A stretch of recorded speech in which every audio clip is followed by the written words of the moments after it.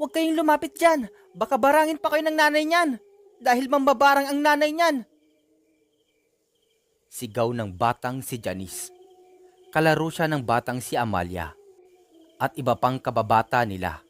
Subalit mainit ang ulo ni Janice sa kababata.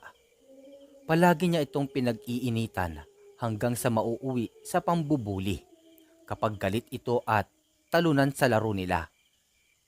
Sanay na si Amalia sa ugali ng kababata.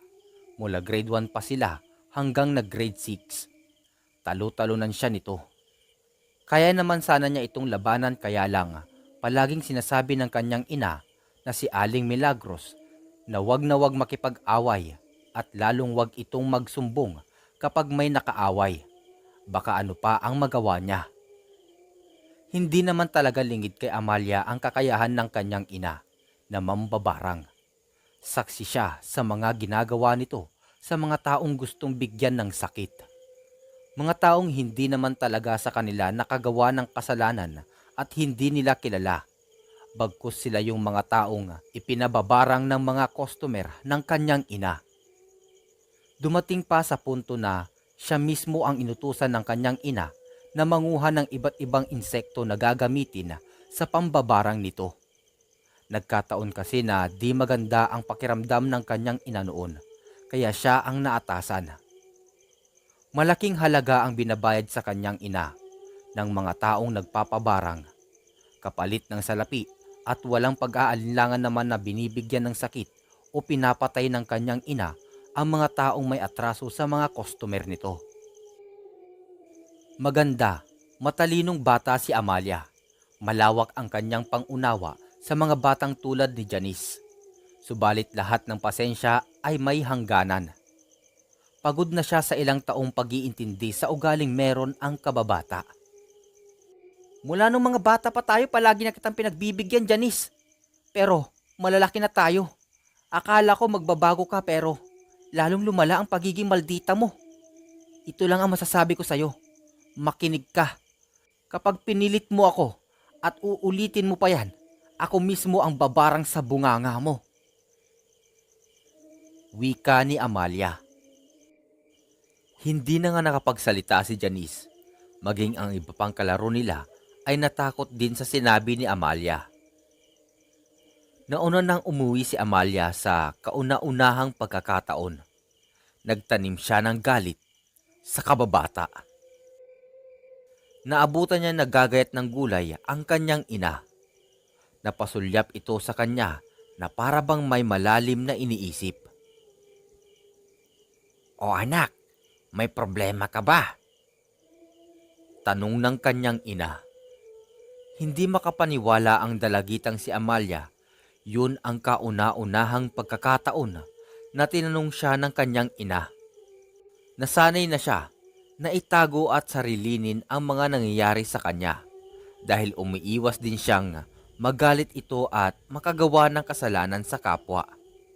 Tulad ng ginawa nito sa mga taong binarang. Wala po ito, inay. May iniisip lang po akong problema sa school, pero wag po kayo mag-alala. Kayang-kaya ko naman. Wika ni Amalia, sabay talikod.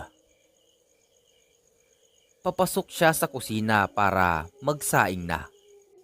Sinundan na lang ng kahulugan ng tanaw ni Aling Milagros ang anak. Simula nang mangyari ang sagutan sa pagitan nila Amalia at Janice, ay hindi na sila nagkikibuan o naglalaro pa. Dumistansya na si Amalia sa mga kababata. Batid niya na pinag-uusapan siya ng palihim ng mga yun.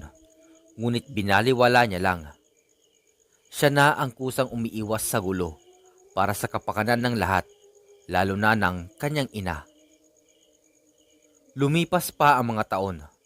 Third year high school na si Amalia. Doon ay makikilala niya si Brandon, kaklase at kababaryo daw nila. Bagong transfer mula sa Manila. Si Brandon ay gwapo, matipuno at matalino. Kaya naman mabilis nakuha nito ang atensyon ni Amalia. Tulad ni Brandon, matalino din si Amalia. Ito ang nangunguna sa klase nila. Kaya ramdam ng dalawa na magiging magkalaban sila sa top. Mag-aalasing ko na ng hapon noon. Ang pinakahihintay ng mga estudyante ang uwian. Hi Amalia. Pwede bang sumabay sa'yo? Pauwi na rin naman ako eh. Di ko pa kasi masyadong kabisado ang daan. Alam mo na bago lang ako sa lugar ninyo. Nagulat si Amalia nang marinig niya ang sinabi ng lalaki. Alam niyang si Brandon yon. Grabe, ang galing mo kanina sa English. Idol kita. Pagbibiro ni Brandon kay Amalia. Namula naman ang pisngi ng dalagita. Noon lang niya napagmasdan ang magandang mata na para bang nangungusap habang nakangiti. Nasa ganoon silang sitwasyon nang biglang may sumigaw na isang babae. Brandon! Sigaw ng babae. Napalingon ang dalawa nang makita na papalapit si Janice. Nagulat pa si Amalia dahil magkakilala na pala ang dalawa. Napataas ng kilay si Janice nang makilala siya. Sa ilang taong lumipas mula nang magkasagutan sila noon lang sila ulit nagkaharap. Uy, ikaw pala, Insan. Siya nga pala. Amalia, siya si Janice. Pinsan ko. Insan, siya naman si... Hindi na natapos ni Brandon ang sasabihin. Pinutol na agad ito ni Janice. Kilala ko siya. Si Amalia. Amalia de los Santos. Kababaryo lang din natin siya. Ilang bahay lang ang pagitan ng bahay natin sa kanila.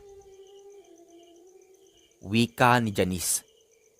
Napalunok ng laway si Amalia. Kilala niya ang kababata.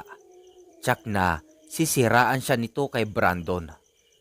Nakakalungkot lang isipin na sa dinami-dami na pwedeng maging pinsan ni Brandon, bakit si Janice pa?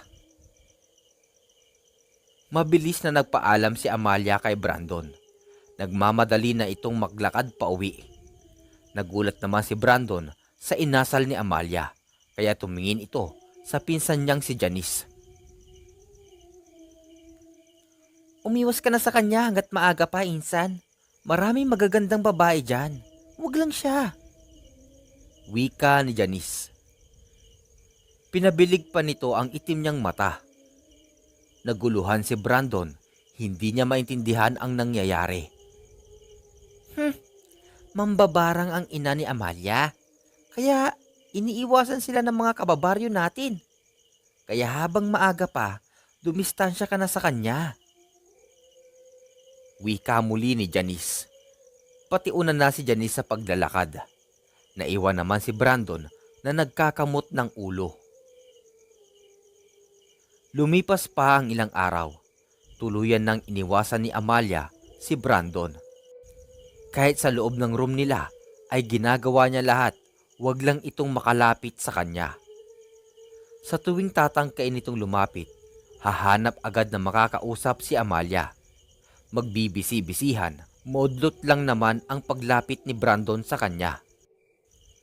Ngunit, lalo lang na-challenge si Brandon sa pag-iiwas niya. Palagi din silang nagdedebate sa klase nila. Akala ng mga kaklase at teacher nila, simpleng debate lang yun. Sila lang ang nakakaalam na may pinanghuhugutan sila. Bakit mo ba ako iniiwasan, Amalia? Kung talagang matalino ka, bakit hindi mo maintindihan na gusto kita?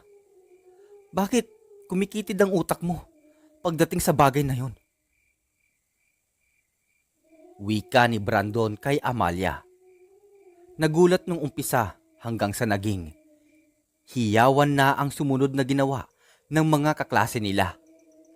Palihim naman na natatawa ang teacher nilang lalaki na si Mr. Grande sa takbo ng debate ng kanyang dalawang estudyante. Hays, ang pag-ibig nga naman. Iiling-iling na bulong nito bago lumabas ng room na naging dahilan ulit ng pagkakaingay ng mga estudyante. Tinukso sina Amalia at Brandon sa mga oras na yon. Lumipas pa ang mga araw, linggo at mga buwan. Pinagtiyagaan ni Brandon na ligawan si Amalia kahit tutol lang kanyang pinsan na si Janice. Hanggang sa isang hapon, habang masayang naglalakad ang dalawa, hindi nila alam na may mga matang nag-aapoy sa galit. Talaga ba, Amalia? Sinasagot mo na ako? Masayang wika ni Brandon. Halos talon sa kasiyahan si Brandon sa sobrang tuwa. Sa wakas sinagot na siya nang matagal niyang nililigawan na si Amalia.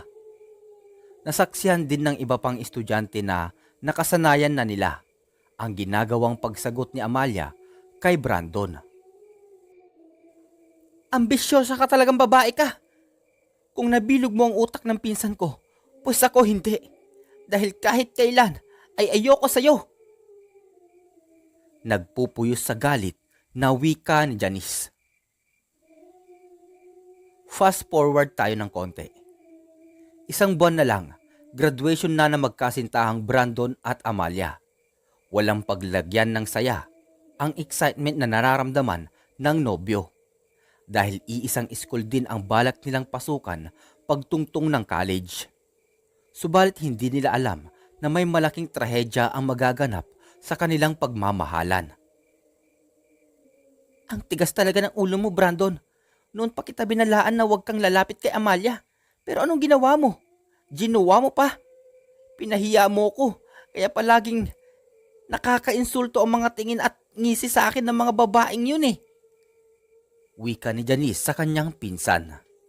Kasalukuyang nangangahoy noon ang magpinsang Brandon at Janice. Walang malay si Brandon na may masama na palang plano sa kanya, ang kanyang pinsan. Nasa lugar sila kung saan malapit sa bangin. Nanlaki ang mga mata ni Brandon nang makita ang galit sa mga mata ng pinsan. Inutusan siya nito na abutin ang tuyong kahoy na nakabitin sa isang puno. Huli na nang mapansin niya na bangin na pala sa ibaba.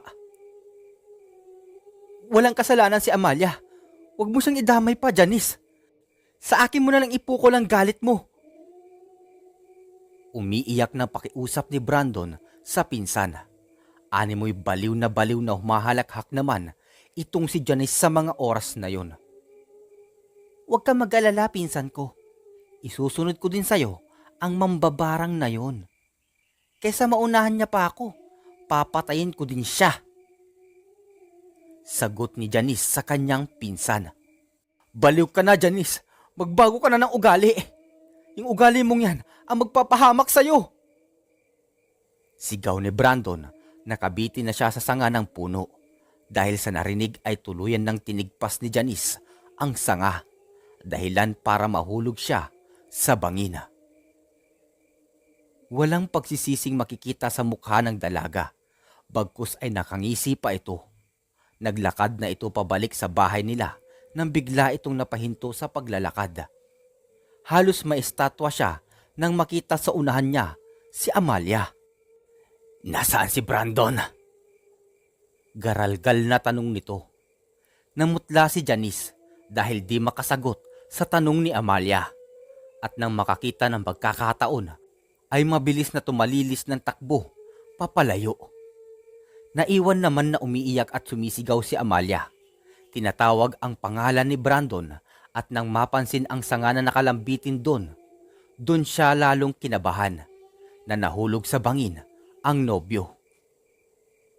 Isang linggong ibinurol si Brandon. Ni minsan ay hindi sumilip si Amalia sa burol ng kasintahan. Hanggang sa malibing ito ay naging bulong-bulungan ang labis nitong pananahimik. Wala ding nakakaalam sa tunay na nangyari kay Brandon. Silang dalawa lang ni Janice at pareho silang nananahimik.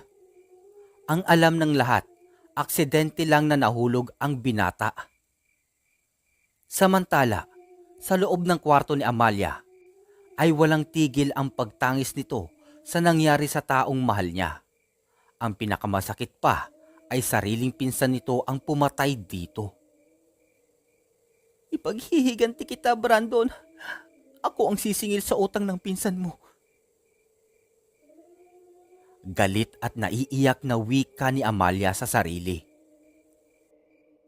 Hawak nito ang mga garapon ng iba't ibang klase ng insekto at iba pang gamit sa pambabarang. Lahat ng yon ay matagal niyang alam dahil patago siyang nanunood sa tuwing may binabarang ang kanyang ina. Samantala sa kabilang dako naman. "Aray! Ma! Ang sakit ng tiyan ko!" Sigaw ni Janice, isang hating gabi. Naalimpungatan siya sa pakiramdam niya. May mga insektong kumakalat sa katawan niya. At nang bumangon siya ay hindi nga siya nagkamali. Maraming iba't ibang insekto ang nagliliparan sa kwarto niya ng mga oras na yun. Hanggang sa ang mga insekto ay nagkumpul-kumpul sa isang sulok. Tila may mga isip. Naririnig niya ang tila bubuyog na pagbubulungan ng mga ito. Lalo siyang nasindak nang humarap na sabay-sabay ang mga ito sa kanya. "Aray! Ang sakit! Ang sakit ng tiyan ko, Ma! Tulungan mo ko, Ma!" Sigaw niya. Sisigaw pa sana siya ngunit nakita niyang pasugod na sa kanya ang mga insekto. Kaya nagmamadali siyang nagtulakbong ng kumot sa sobrang takot. Hanggang sa biglang nawala ang sakit ng tiyan niya. Hindi na halos makahinga sa takot si Janice habang nakikiramdam sa mga insektong nasa labas ng kumot. Samantala sa kabilang dako naman ay galit na galit si Amalia. Nakasuot ito ng itim na bestida, may hawak na itim na kandila at unti-unting pinapatakan ang mga insektong nasa garapon. Maririnig din ang mga bulong nito ng dasal habang binabanggit ang pangalang Janice. Nagliparan sa sakit ang mga insekto. Hindi magkamayaw kung saang direksyong pupunta. Umiiyak sa galit si Amalia sa oras na yun. Galit para sa taong pumatay sa lalaking una niyang minahal. Napapangiti naman na nanunood ang kanyang ina. Sa wakas naging bukas na ang isipan ng kanyang anak sa itim na kapangyarihan.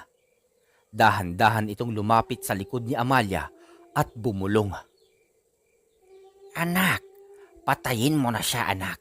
Patayin mo na ang taong naging dahilan kung bakit nawala sa iyo ang lalaking minamahal mo. Tapusin mo na ang buhay ng taong naging sanhi ng matinding kalungkutan mo. Pagkatapos niyan, magiging magaan na ang pakiramdam mo. Wika ng kanyang ina at ganun nga ang ginawa ni Amalia. Paulit-ulit niyang dinasalan ang mga insektong hindi alam kung saan susuot. Sa paulit-ulit na pagwisik ni Amalia ng itim na likido sa paligid.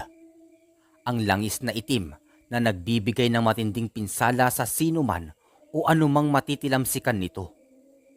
Samantala, sa kabilang banda naman ay nagmamadali ng pinuntahan ng kanyang ina itong si Janice.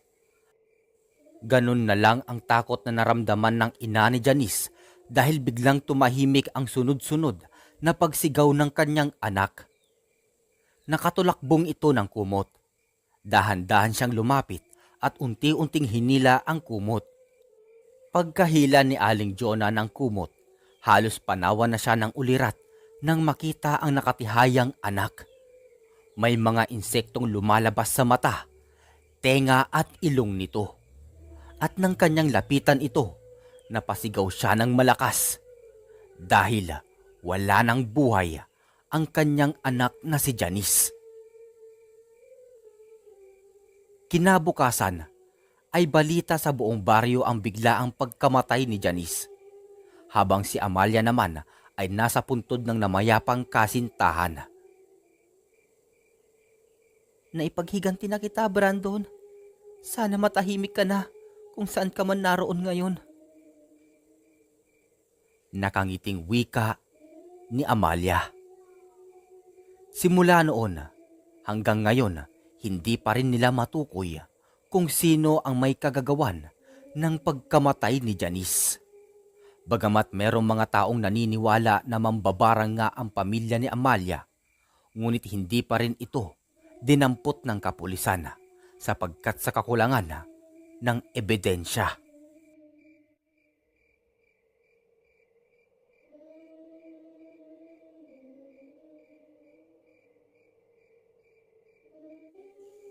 Bago pa man dumating ang mga Kastila sa Pilipinas, ay mayroon ng tradisyon at paniniwala ang mga sinaunang Pilipino.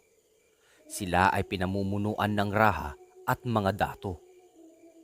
Hindi lang iyon, ang mga babae noon ay may malaking gampanin sa kanilang pamayanan kung sila ay hihirangin bilang isang babaylan.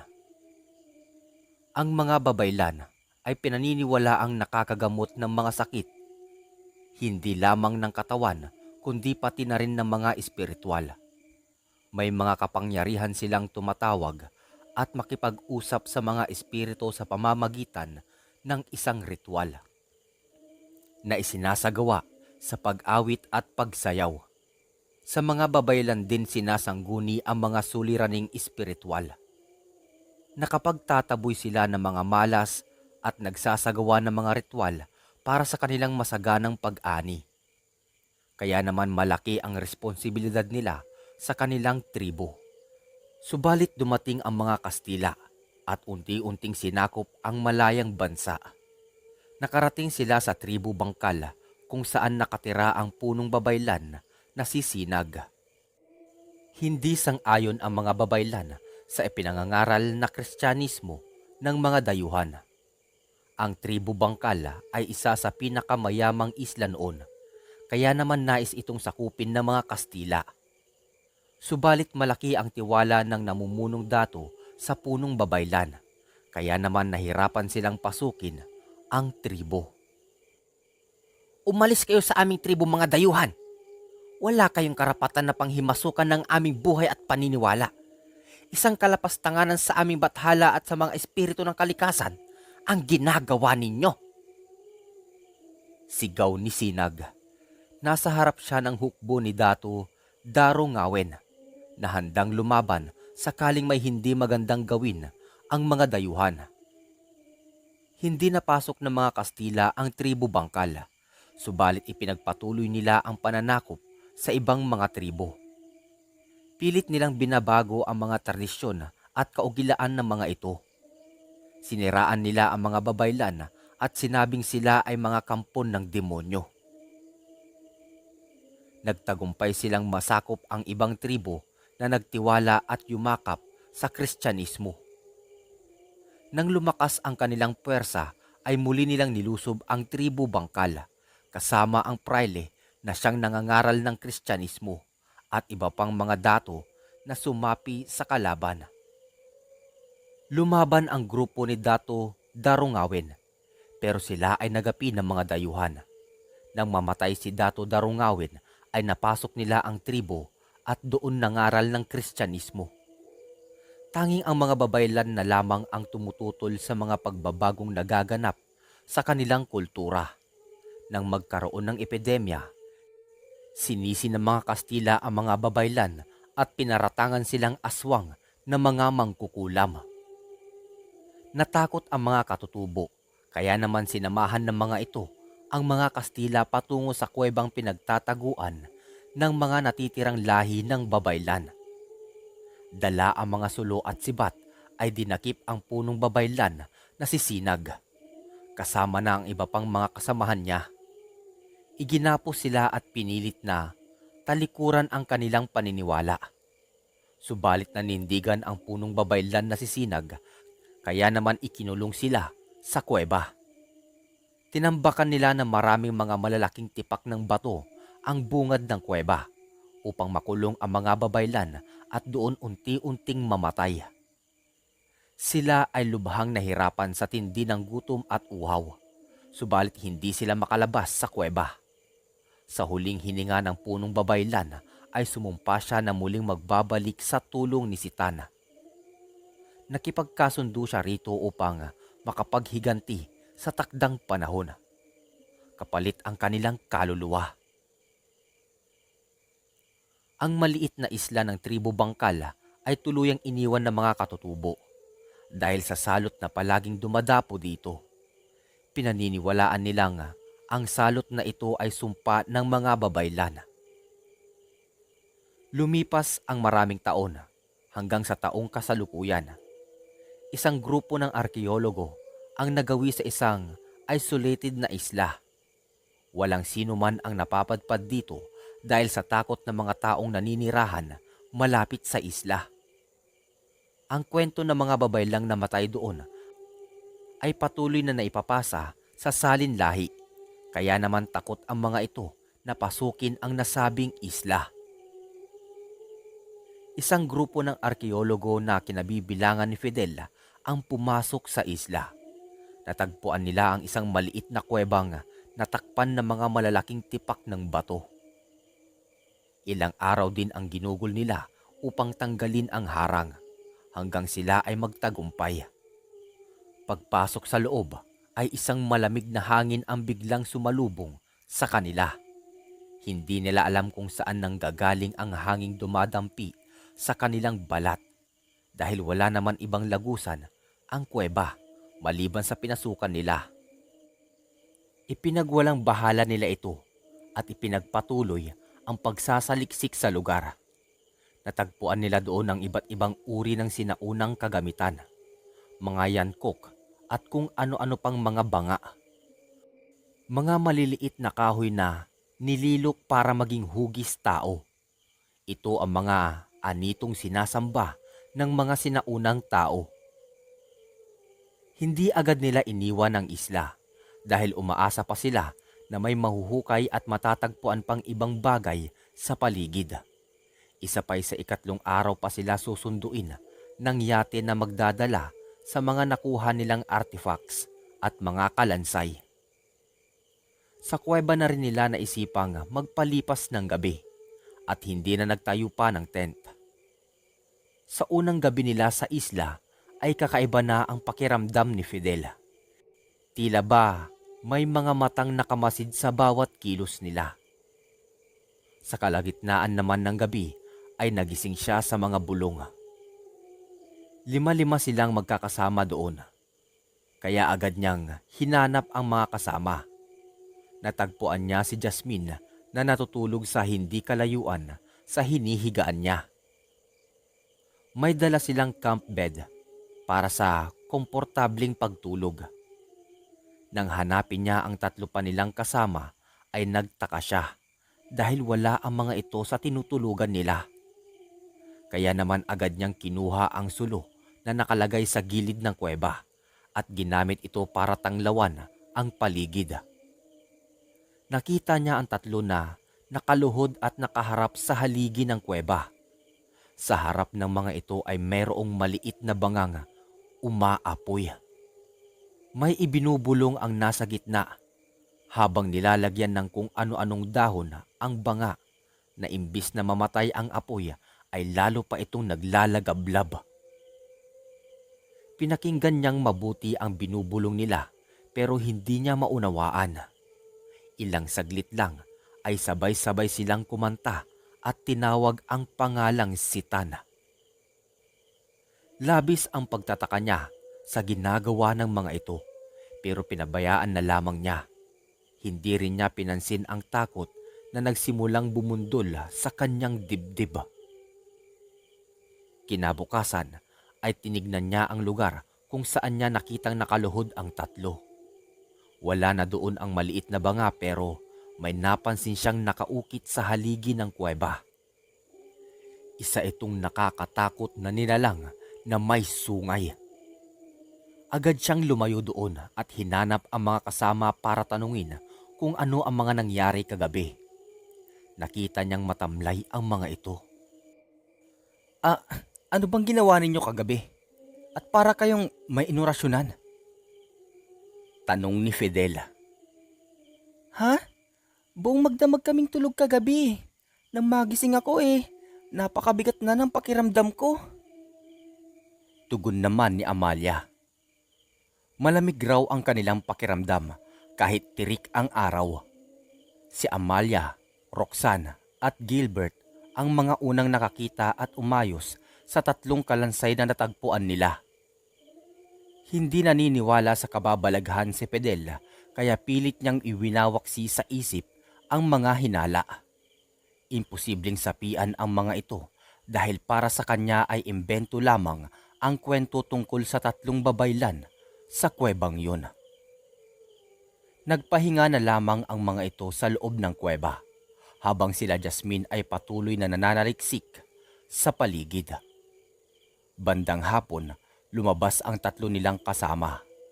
Akala niya ay tutulong ang mga ito sa ginagawa nila pero nakita na lamang niyang pumitas ng kung anong mga dahon ang mga yun. Kailan pa naging albularyo ang mga yan? Mukhang ipanggagamot nila ang mga dahon ah. Biro ni Fidel habang napapailing. Nang pumasok sila sa loob ng kuweba ay nagdikdik ng dahon ang 3 at isinalang pa sa apoy. Ngayon pa kayo naglalaro ng luto-lutuan? Hindi na kayo mga bata. Biro niyang muli sa mga yun. Hindi naman siya pinansin ng 3 na nagpatuloy lang sa ginagawa. Mukhang nasisiraan na ng bait ang tingin niya sa mga ito. Bukas naman ay darating na ang maghahakot sa mga nakuha nilang gamit sa kuweba. Marami rin silang nahukay na mga kagamitan at kalansay na nababalutan ng alahas na gawa sa diamante. Tingin ni Fidel, mayaman noon sa kultura ang islang iyon. Kung ano man ang tunay na kwento at kasaysayan ng lugar ay aalamin nila base sa mga nakalap na mga bagay. Sa kalagitnaan ng gabi ay muli siyang nagising sa mga bulong. Kahit si Jasmine ay nalilito rin na nakamasid sa 3 nilang kasama. Maliwanag ang loob ng kuweba. Sa mga sulong tumatanglaw dito. Kitang-kita nila na nagpapahid ang 3 ng katas ng kung anong dahon na dinikdik ng mga ito kanina. Umuusal sila ng orasyon na hindi maintindihan.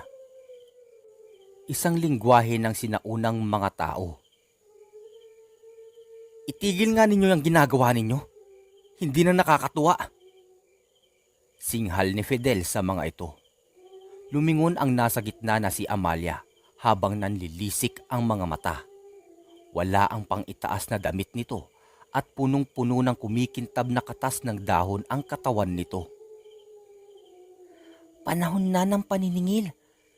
Dayuhan, sa tulong ni Sitan, kami ay nagbabalik upang maghiganti. Wika nito.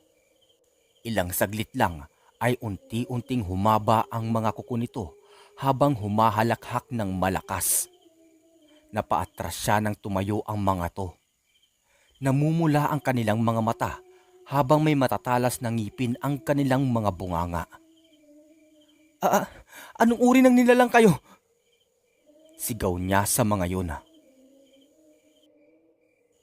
Isang ritual ang naganap bago ang aming kamatayan. Mabubuhay kaming muli sa taktang panahon upang ipaghigante ang aming tribo mula sa inyong mga dayuhan. Sigaw ni Amalia, subalit ang tinig nito ay tila isang matandang babae. Punong babaylan, tumatakas ang ating alay. Sigaw ng 2. Nakita niya si Jasmine na palabas ng kuweba. Hinabol ito ni Gilbert at Roxanne, habang si Amalia ay patuloy na nagdarasal ng nakaluhod. Nahahati ang puso niya kung susundan si Jasmine o pipigilan ang ginagawa ni Amalia. Pero nang marinig niya ang sigaw ng dalaga ay mabilis siyang tumakbo palabas ng kuweba.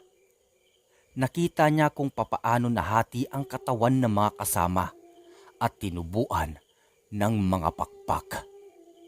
Naging manananggal ang mga ito sa bisa na rin ng kapangyarihan na itim na taglay ng sumanib kay Amalia. Naalala niya ang nahukay na kalansay. Ilan sa mga ito ay may kasamang kampilan o itak. Siguro ay bangkay ito ng mga ninunong mandirigma. Bumalik siya sa kuweba kung saan nila itinambak ang mga nahukay at agad na kinuha ang kampilan. Nilapitan niya si Amalia na alam niyang pinanggagalingan ng kapangyarihan. Itigil mo yan, Amalia! Singhal niya habang nakaamba ang itak dito. Sige, Ginoo, ituloy mo. at natitiyak kong mamamatay ang kaibigan mo. Tugon nito sa kanya. Nanginginig sa nerbiyos ang kamay niya, lalo na nang bumuka ang bibig nito at lumabas ang mga pangil. Kung hindi ako nagkakamali, isa kang babaylan na naglilingkod sa Diyos. Diyosa ng kalikasan.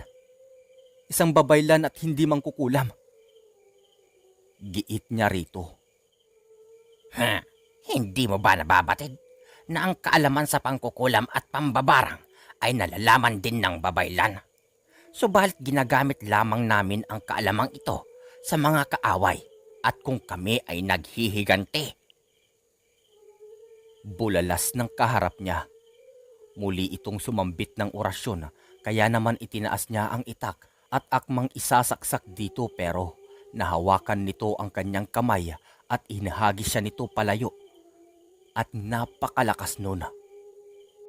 Dumating rin ang dalawang manananggal na bitbit si Jasmine. Pinilit niyang tumayo at hinawakan ng mahigpit ang kampilan. Heto na po ang alay, babaylang sinag. Sambit ng isa. Hindi kumibo si Amalia. Sumenyas lamang ito para patahimikin ang mga kasama dahil hindi pa natatapos ang orasyong ginagawa nito para sa pag-aalay.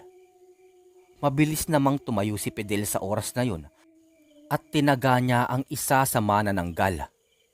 Napahiyaw ito sa sakit at nabitawan ang hawak na dalaga. "Jasmine, takbo!" Sigaw niya bago hinila ang babae. Patakbo silang lumabas ng kuweba. Ang sugat naman na tinamo ng manananggal ay muling naghilom. Sinundan nila ang dalawa na ngayon ay tumatakbo patungo sa dalampasigan. Hindi ko alam kung tama o totoo ang mga nabasa ko noon sa comics. Ang aswang daw ay takot sa asin. Wala tayong ibang magagawa kung hindi ang subukang pumunta sa dagat. Sambit ni Fidel, hawak kamay silang tumatakbo palayo sa kuweba na kinaroroonan ng mga kasamahan nilang naging isang aswang sa bisa ng orasyon. Pinilit nilang bilisan ang pagtakbo kahit na madilim ang paligid. Hinahawi nila ang mga ligaw na halaman sa kanilang dinaraanan.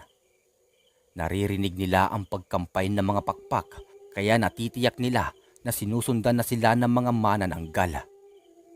Nasa buhanginan na sila at abot tanaw na ang dalampasigan. Ngunit ang mga aswang na sumusunod sa kanila ay malapit na rin sa kanilang kinaroroonan. Hinarap niya ang mga ito at iwinasiwas ang hawak na kampilan. "Takbo na, Jasmine!" Sigaw niya. Ayaw man siyang iwan ng babae ay pilit niya itong itinaboy. Kaya naman napilitang tumakbo palayo ang dalaga. Akmang susunod ang isang manananggal kaya tinaga niya ito pero hindi tinamaan. Sinugod naman siya ng isa at sinakmal sa kanyang likuran. Napasigaw siya sa labis na sakit, lalo na nang hilahin nito ang laman mula sa kanyang likod. Nakarating si Jasmine sa dalampasigan at tinanaw ang binatang kasama. Napaiyak ito nang makitang sinakmal ng aswang ang likuran ni Fidel. Nadapa si Fidel sa buhanginan, pero hindi pa rin niya inalis ang pagkakatingin kay Jasmine. Gusto niyang masiguro kung tama ang hinala niyang ligtas ito sa tubig alat. Lumipad ang manananggal para dagitin ang dalaga, pero mabilis itong nadapa sa mababaw na parte ng tubig. Ngunit hindi kaya ng manananggal na hawakan ang balat nitong nabasa ng tubig alat. At nang mapansin ito ng dalaga ay sinabuyan niya ang aswang ng tubig. Si Fidel naman ay tuluyang nilapan ng aswang. Nang makita nitong ligtas na sa tubig alat ang dalaga ay doon lamang ito tuluyang pumikit at binawian ng buhay. Kinabukasan ay dumating ang yating hinihintay nila. Natagpuan sa gilid ng dalampasigan ang walang malay na si Jasmine. Habang sa hindi kalayuan ay nakita ang bangkay ni Fidel na wakwak ang tiyan at nagkalasog-lasog ang katawan. Samantala, Natagpuan sa kuweba ang mga kalansay at ang mga ibang kagamitan. Pero ang mga gamit ng mga babaylan ay nawawala kasama ng 3 pang mga kasamahan ni Jasmine. Tinanong nila si Jasmine pero hindi ito makapagsalita sa labis ng tromang dinanas sa lugar na yun. Pagdating sa Maynila ay doon lang niya naikwento ang nangyari pero hindi niya sinabi ang totoo dahil sa takot na hindi siya paniwalaan. Sinabi niya nga sinalakay sila ng mababangis na hayop kahit ang totoo ay naghihiganting kaluluwa ng mga babaylan ang dahilan kung bakit wala na ang 4 niyang kasamahan. Samantala, sa kuweba ay naroon sina Roxanne, Gilbert at Amalia. Nakapagtago sila nang may dumating na grupo ng mga tao. Ayaw nilang umalis sa islang iyon. Sa kuweba sila maninirahan at maghihintay ng mga taong magagawi doon upang kanilang mabiktima at gawing alay.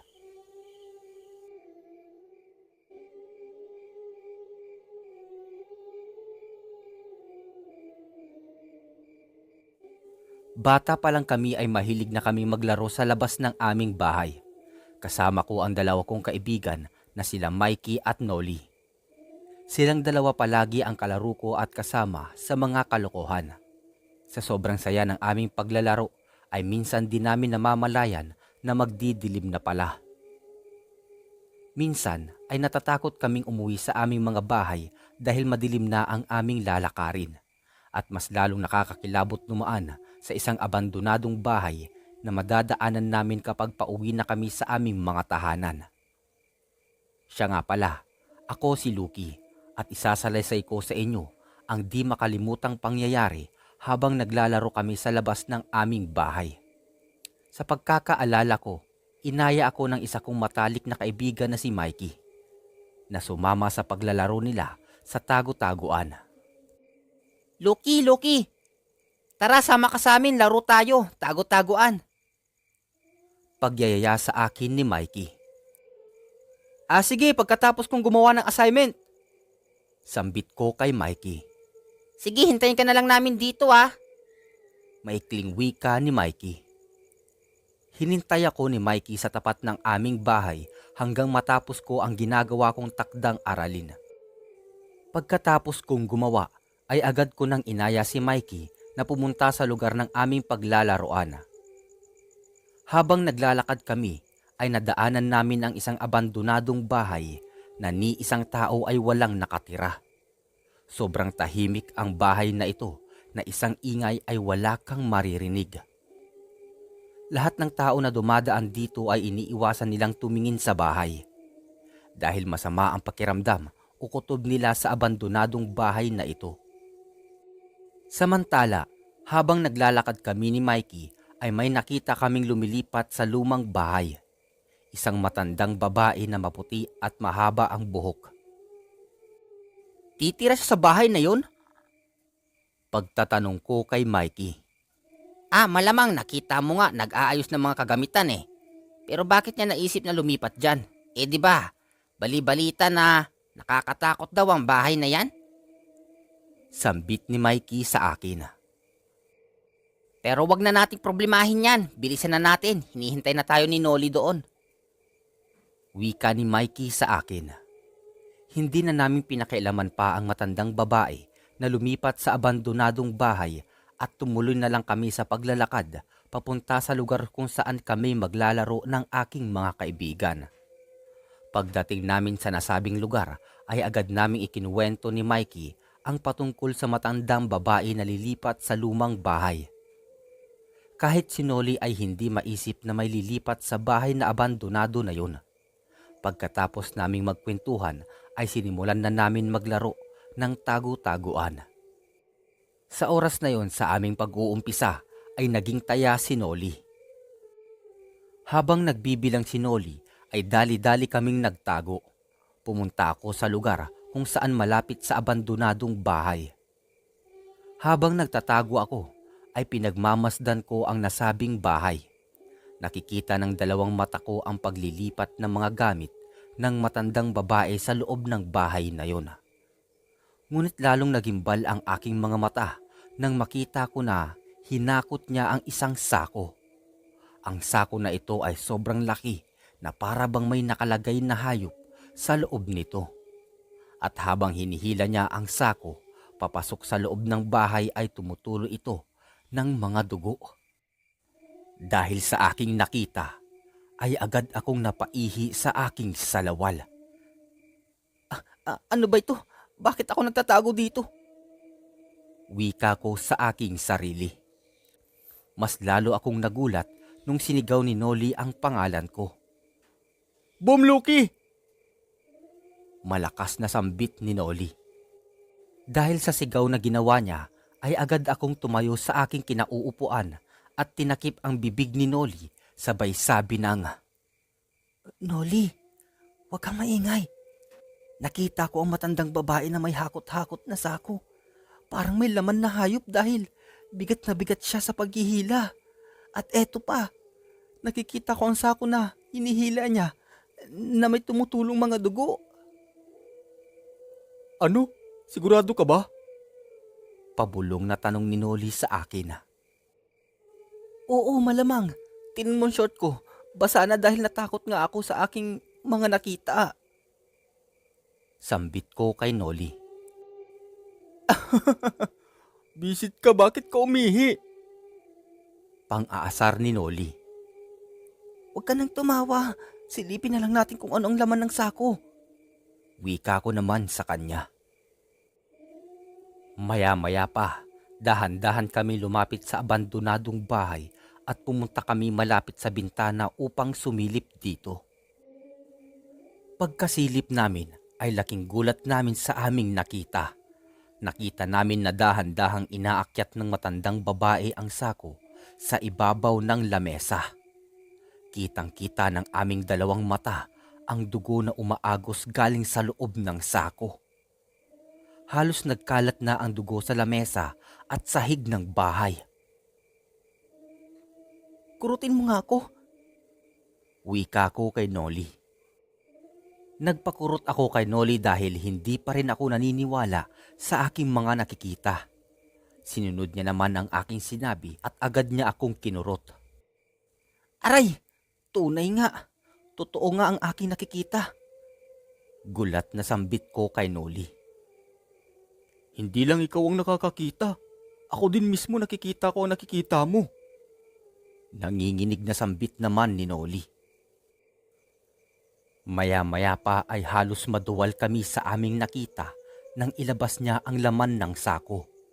Isang binatilyong lalaki na panay ang galos sa kanyang mukha at puro saksak sa katawan na halos kita na ang lamang loob. Aswang siya! Kailangan na nating umalis!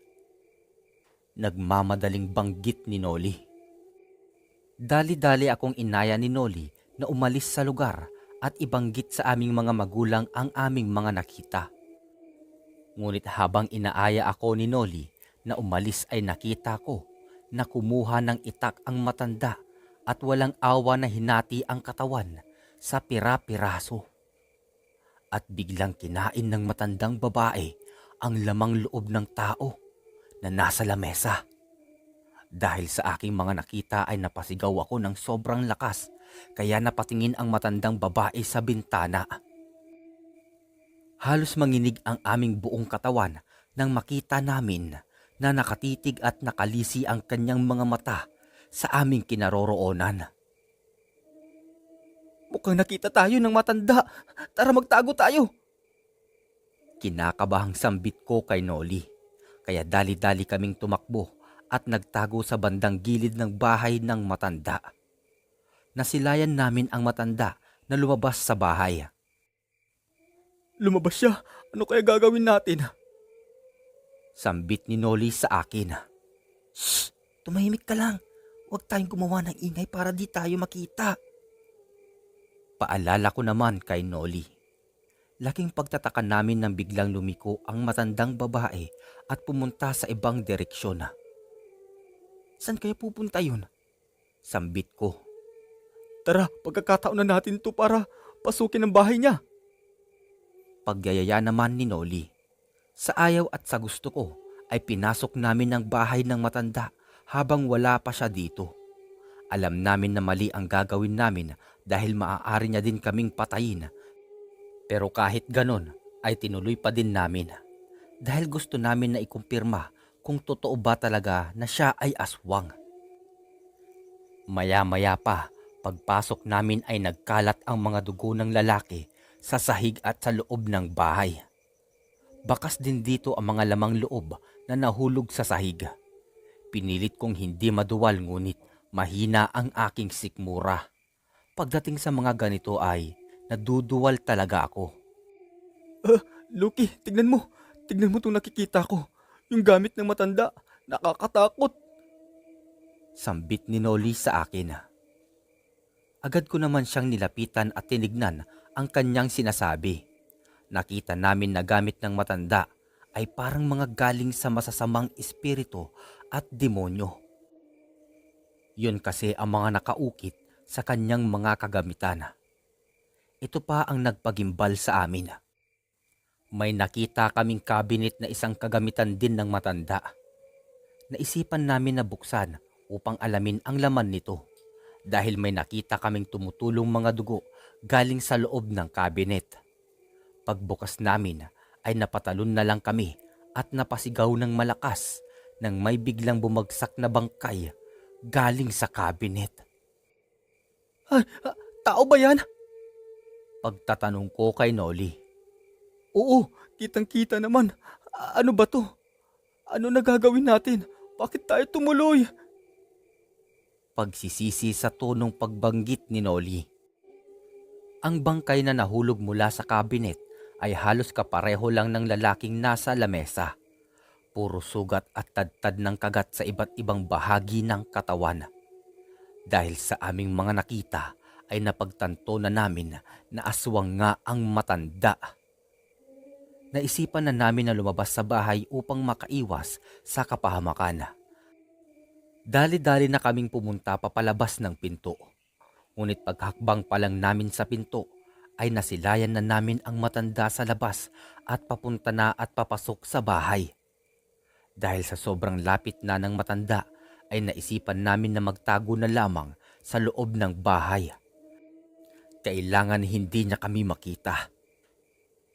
Habang nagtatago kami ay hinawakan namin ang kamay ng isa't isa at ramdam namin ang kaba, bilis ng tibok ng puso at lamig ng kamay namin. Habang nagtatago kami ay sumilip kami ng paunti-unti upang tignan ang matanda. Pagpasok ng matanda ay nakita namin siyang may daladala na namang sako at mukhang may laman na namang tao. May tao na naman siyang bibiktimahin. Nakakatakot talaga ang ating mga nakikita. Sambit ko kay Noli. Huwag kang maingay. Tignan mo. Binuksan niya yung sako. Wika naman ni Noli. Inilagay ng matanda ang dala niyang sako sa sahig at binuksan ito. Nung buksan niya ito ay nakita namin na tao nga ang laman ng sako. Pero kinabahan kami bigla nang makita namin na isang batang lalaki ang laman ng sako at ang suot ng short ng bata ay kapareho ng short na suot ni Mikey. Noli, yung short, natatandaan mo ba kung kanino yan? Banggit ko kay Noli. Pinagmasdan niyang maigi ang short at ang bata. Bigla na lang tumulo ang luha namin nang makita namin ang mukha ng batang lalaki. Halos mabaliw-baliw na kaming dalawa noon sa sobrang takot. Nakita namin na si Mikey nga ang laman ng sako at mas lalo pa kaming nagulat nang unti-unti nga. Nag-ibang anyo ang matanda. Nagiging isang nakakatakot na nilalang ang kanyang itsura. Maitim na balat at nakakasukang itsura ang kanyang pagmumukha. Sobrang takot na kami at hindi alam ang gagawin. Dagdag pa nito na nakita namin ang bangkay ng aming kaibigan. Kaya halos humagulgol kami sa gulat at lungkot na aming nadarama. Sa ingay na amin nagawa ay narinig kami ng matanda. Bigla siyang tumingin sa amin ng sobrang nakakatakot at parang gusto kaming kainin. Dahan-dahan siyang lumapit na parang gusto kaming patayin, kaya sa taranta namin ay natulak namin ang cabinet. Dahilan para madaganan siya. Sa pagkakataong yun, dali-dali kaming umalis at tumakbo papalayo sa abandonadong bahay. Habang tumatakbo kami ay napapaiyak na lang kami dahil sa nangyari kay Mikey. Isinabi namin ang aming mga nakita at nasaksihan. Noong una ay hindi naniniwala sa amin ang aming mga magulang at hindi pinapansin ang aming mga sinasabi, pero nang binanggit namin ang nangyari kay Mikey ay doon namin nakuha ang atensyon nila.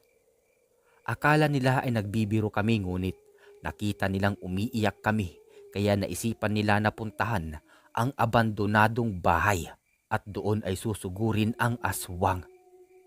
Pagpunta namin ay wala na ang matanda sa loob ng bahay. Nakailang hagilap kami ngunit hindi namin ito makita sa mga oras na to. Ang tanging nakita namin sa aming pagpunta ay mga bangkay na nagkalat at ang kanyang mga gamit at nabiktima pang ibang tao. Kabilang na ang bangkay ng aming kaibigan. Sa paglipas ng ilang taon, sa awa naman ng Diyos ay hindi na muling bumalik pa ang matandang babae na isang aswang. Isang matandang ermitanyo ang naninirahan sa kagubatan. Matagal na siyang mag-isang naninirahan doon. Sagana siya sa pananim na gulay at alagang mga manok, kaya naman bihira siyang lumabas sa gubat dahil naroon na lahat ng mga kailangan niya. Inabot na siya ng 100 edad, ngunit mapapansin na malakas pa ang kanyang pangangatawan dahil din sa pangangalaga sa kanya ng mga kaibigan. Hindi siya nababagot sa gubat kahit nag-iisa dahil madalas ay nakakausap niya ang kaibigang duwende na nakatira doon. Dahil sa kanilang pagiging magkaibigan ay hinandugan siya ng mga kayamanan ng duwendeng ito. Hindi naman niya magagamit iyon dahil kontento na siya sa buhay. Masaya siya sa gubat dahil malayo na sa ingay at karahasan. Doon ay payapa ang kanyang buhay. Minsan ay may mga taong nagagawi doon na kanyang tinutulungan. Masaya siyang makatulong sa mga taong naliligaw. Ang mabubuti ay binabahagian niya ng gintong baryang nagmula sa duwende. Nakakapanggamot din siya ng mga may sakit na nagagawi doon. Minsan ay dinadala siya ng mga kaibigang elemento sa mundo ng mga ito. Payakman at maliit ang kanyang kubo ay maraming kayamanan ang nakapaloob dito. Kayamanang inireregalo sa kanya ng mga kaibigang taga-ibang dimensyon. Ang mga diamante ay nagmula sa mundo ng mga kapre.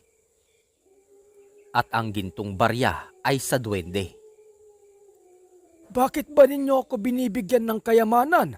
Hindi ko naman madadala sa hukay ang mga yan kapag ako ay namatay. Sambit ng matanda sa mga kaibigan.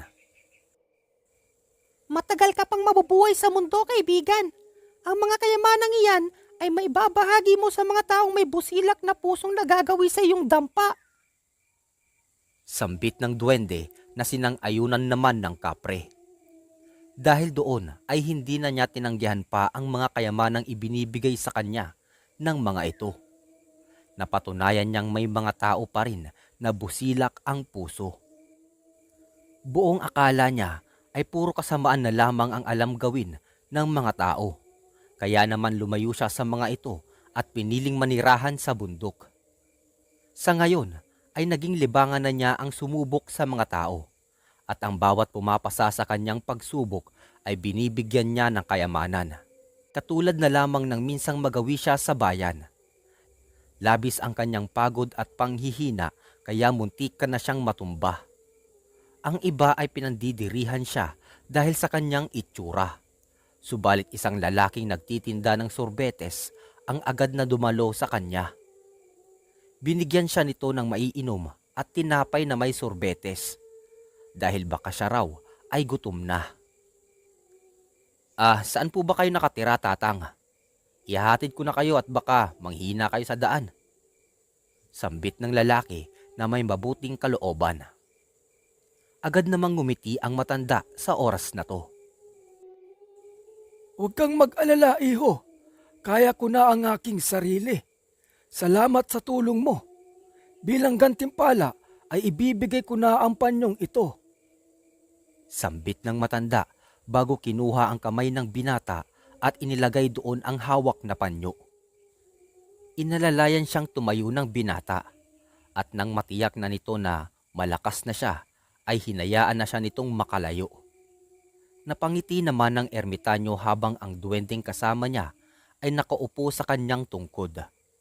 Ang binatang sorbetero naman ay natigilan ng maramdamang may matigas na bagay sa panyong ibinigay sa kanya ng matanda.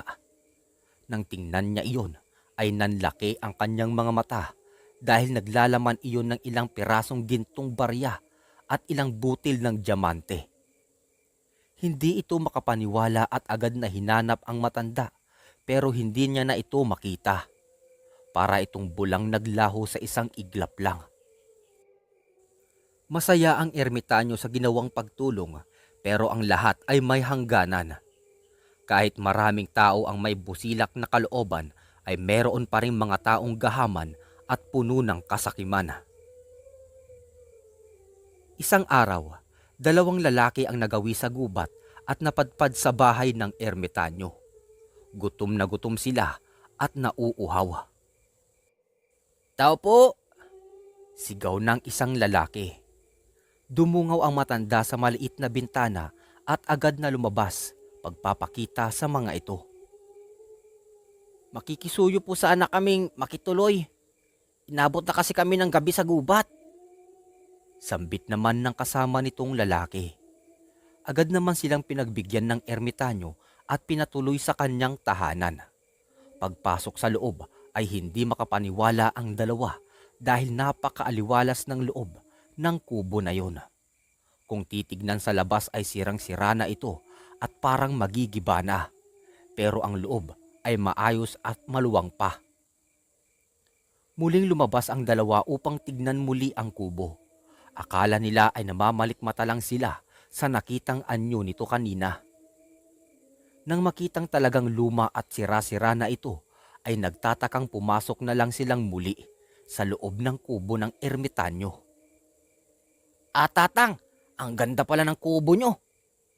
Sambit ng lalaki habang hindi makapaniwalang iginagala ang paningin sa paligid hanggang may nakita siyang isang baul.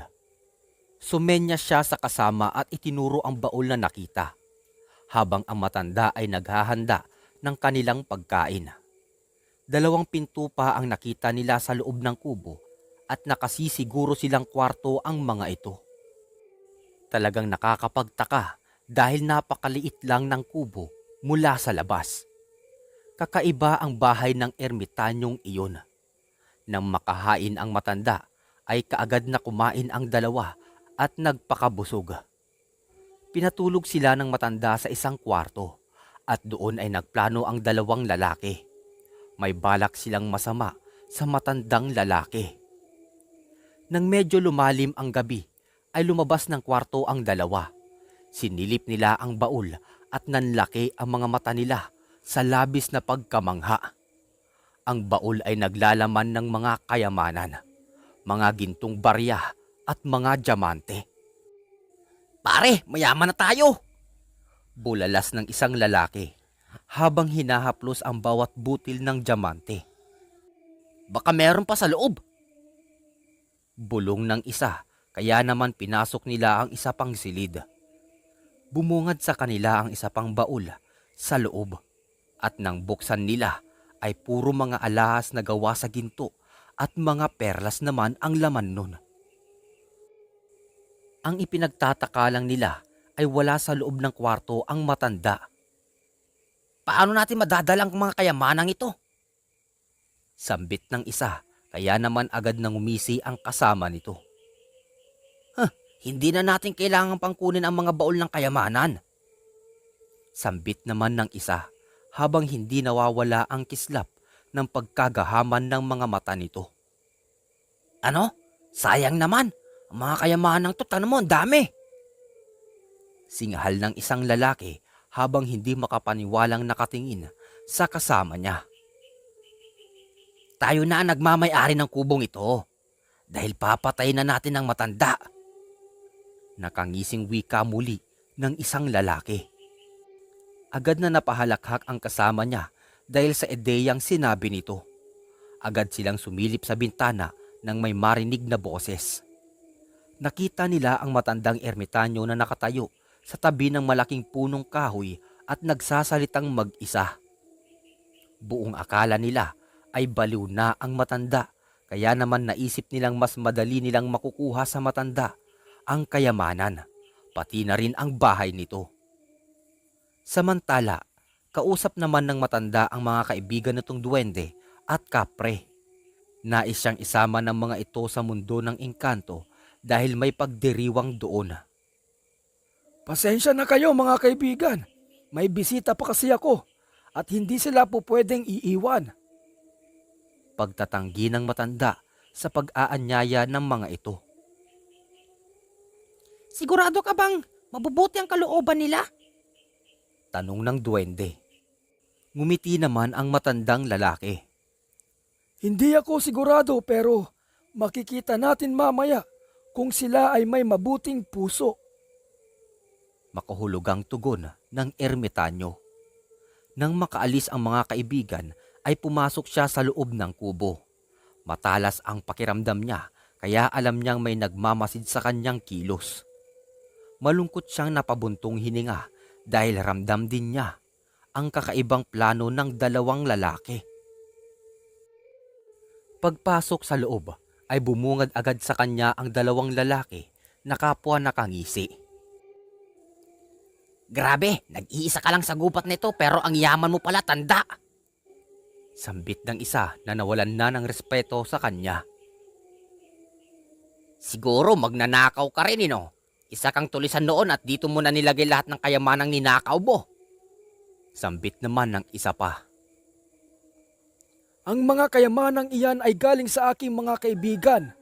Sa kaibigan kong kapre at duwende. Kaya wag ninyo akong gagalawin.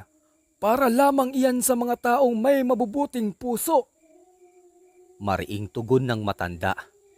Nagkatinginan naman ang dalawa bago kapwa tumawa ng malakas. Baliw na nga yata tong matandang to eh. Tanda, ibigay mo man sa amin o hindi ang kayamanang ito, ay kukunin pa rin namin ito. Singhal ng isang lalaki bago akmang hahampasin ng kahoy ang matandang lalaki. Bago pa man dumapo ang matigas na kahoy sa ulo ng matanda, ay may pumigil na sa braso niya.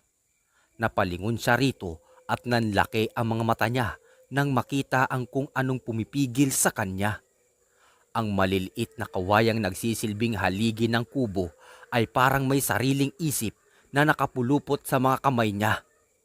Bawat bahagi ng bahay kubo ay mistulang may sariling buhay na naggagalawan. Anong klaseng bahay ito? Gimbal na bulalas ng isang lalaki. Dahil sa pagiging gahaman sa kayamanan ay pinilit niyang buhatin ang baul ng kayamanan at tumakbo patungo sa pintuan. Walang kahirap-hirap na nakalabas ng bahay ang ermitanyo pero ang lalaking may hawak na baul ay nasaraduhan ng pinto. May pumulupot sa bewang niya na maninipis na kawayang mula sa haligi kaya nabitawan niya ang hawak na baul. Nabuksan ito nang bumagsak sa sahig at nagsilabasan ang napakaraming ahas. Napasigaw siya sa labis na takot dahil ang mga kayamanan na laman ng baul kanina ay nagmistulang mga ahas. Patuloy na gumalaw ang haligi ng bahay pati na rin ang bubong nito. Ang lupa ay unti-unting gumapang sa kabuuan ng bahay habang ang espasyo sa loob ay sumisikip. Naipit na sila sa loob ng bahay at nahihirapan na rin silang huminga dahil patuloy na tumataas ang lupa at mistulang nilamon ang buong bahay ng ermitanyo. Naipit ang dalawang gahamang kriminal sa bawat haligi at bubong nito hanggang sa magkadurog-durog ang kanilang mga buto.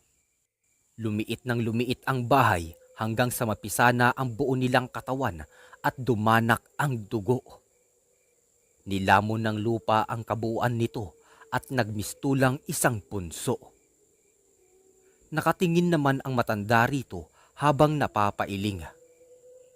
Bibigyan naman sana niya ang mga ito ng kayamanan kung hindi lang naging gahaman ang mga to. Sa tabi ng punso ay muling lumitaw ang bahay ng mahiwagang ermitanyo. Ang bahay niya ay nababalutan ng hiwaga at kaya siya nitong ipagtanggol sa masasamang loob.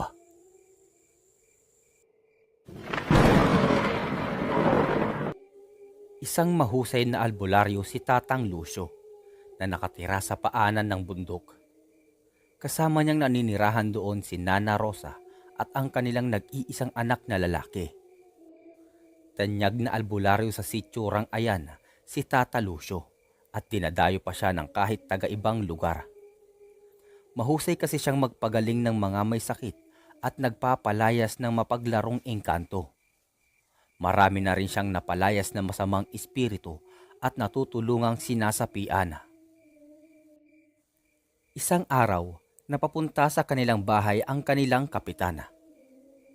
"Tatang Lucio, tulungan mo ang aking anak. Siya ay sinapian ng duwende." Paghingi nito ng tulong sa kanya. Ayon dito ay naglalaro ang anak nito malapit sa punso at hindi sinasadyang nasira ang tahanan ng duwende. Nagdedeleryo na ang bata at nagiging boses duwende ayon sa ama nito. Kaya naman mabilis na nagpunta si Tatang Lucio sa bahay ng mga to kahit 10 oras na ng gabi. Nakaharap niya ang duwende at nakipag-usap siya rito upang patawarin na ang bata dahil hindi naman ito alam na siya ay nakapinsala. Kapalit ng pangakong hindi na muling maggagambala pa ang nuno ng punso at pati na rin sa isinasagawa nilang pag-aalay ay lumisan ang duwende sa katawan ng bata. Tila naman nagdahilan lang ito dahil agad na wala ang lagnat nito at mga bulutong sa katawan. Labis naman ang pasasalamat ng kapitan kay Tatang Lucio at inalok niya ito ng pera kapalit ng ginawa niyang panggagamot sa kanyang anak. Subalit tumanggi naman si Tatang Lucio dahil hindi siya nagpapabayad sa kanyang panggagamot.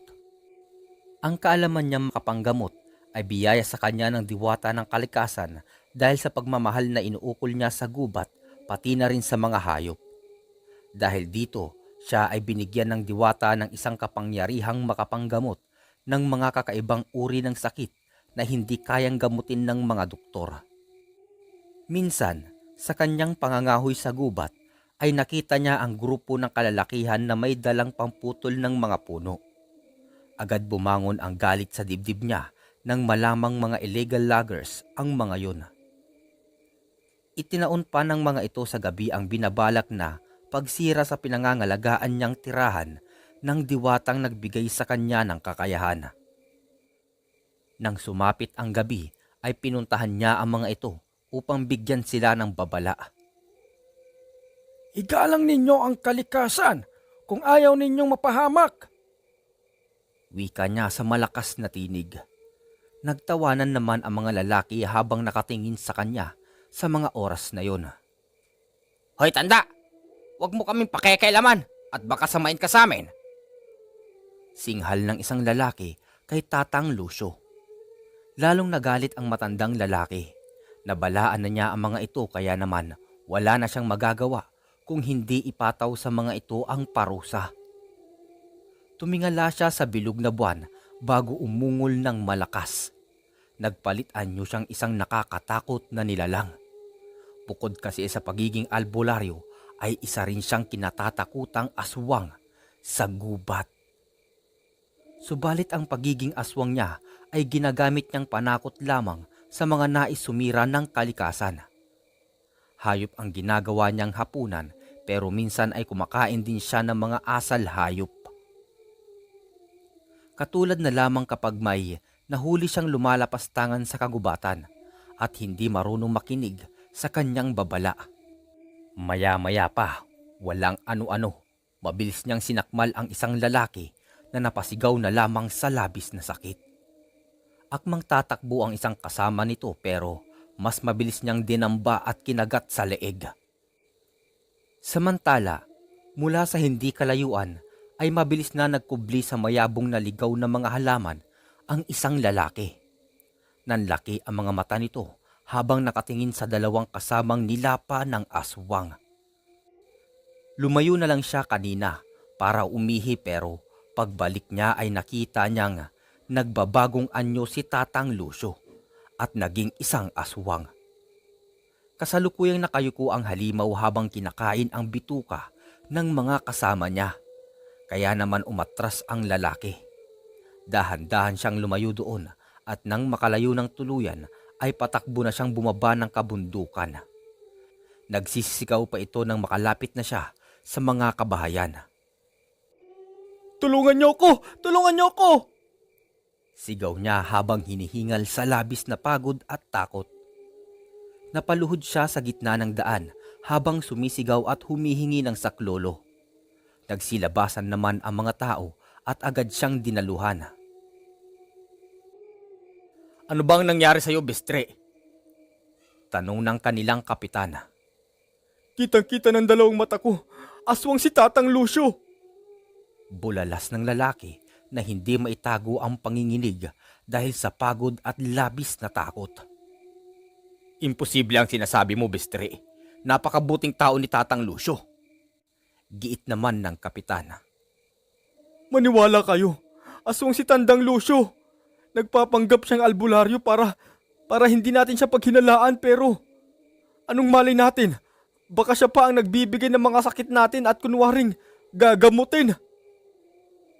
Giit ng lalaki at marami siyang napaniwala. Natabunan ng galit ang paghanga nila para kay Tatang Lucio. Sigurado ka ba sa nakita mo, Bestre? Tanong ng kapitan. Agad naman niyang niyaya ang mga ito para puntahan ang mga kasama niya sa bundok.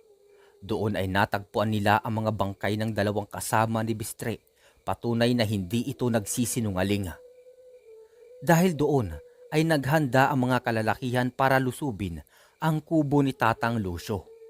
Nagdala sila ng sibat at umaapoy na sulo bago sila sama-samang pumunta sa kubo ng matandang aswang. Lucio! Lumabas ka riyan! Harapin mo kami! Sigaw ni Kapitan, nakababakasan ng labis na galit. Nagtataka naman si Nana Rosa habang ang mga anak niya ay nakayakap sa kanyang likuran dahil sa takot. Patayin ang aswang na yan! Sunugin! Sigaw ng mga tao. Kaya pala si Tatang Lucio lang ang nagkakagamot sa aming sakit. Dahil siya rin ang nagbibigay nito sa amin. Mga halimaw kayo! Sigaw pa ng mga tao na hindi maitago ang labis na galit. Nagyakapan na lang sa takot ang mag-ina dahil wala doon si Tatang Lucio.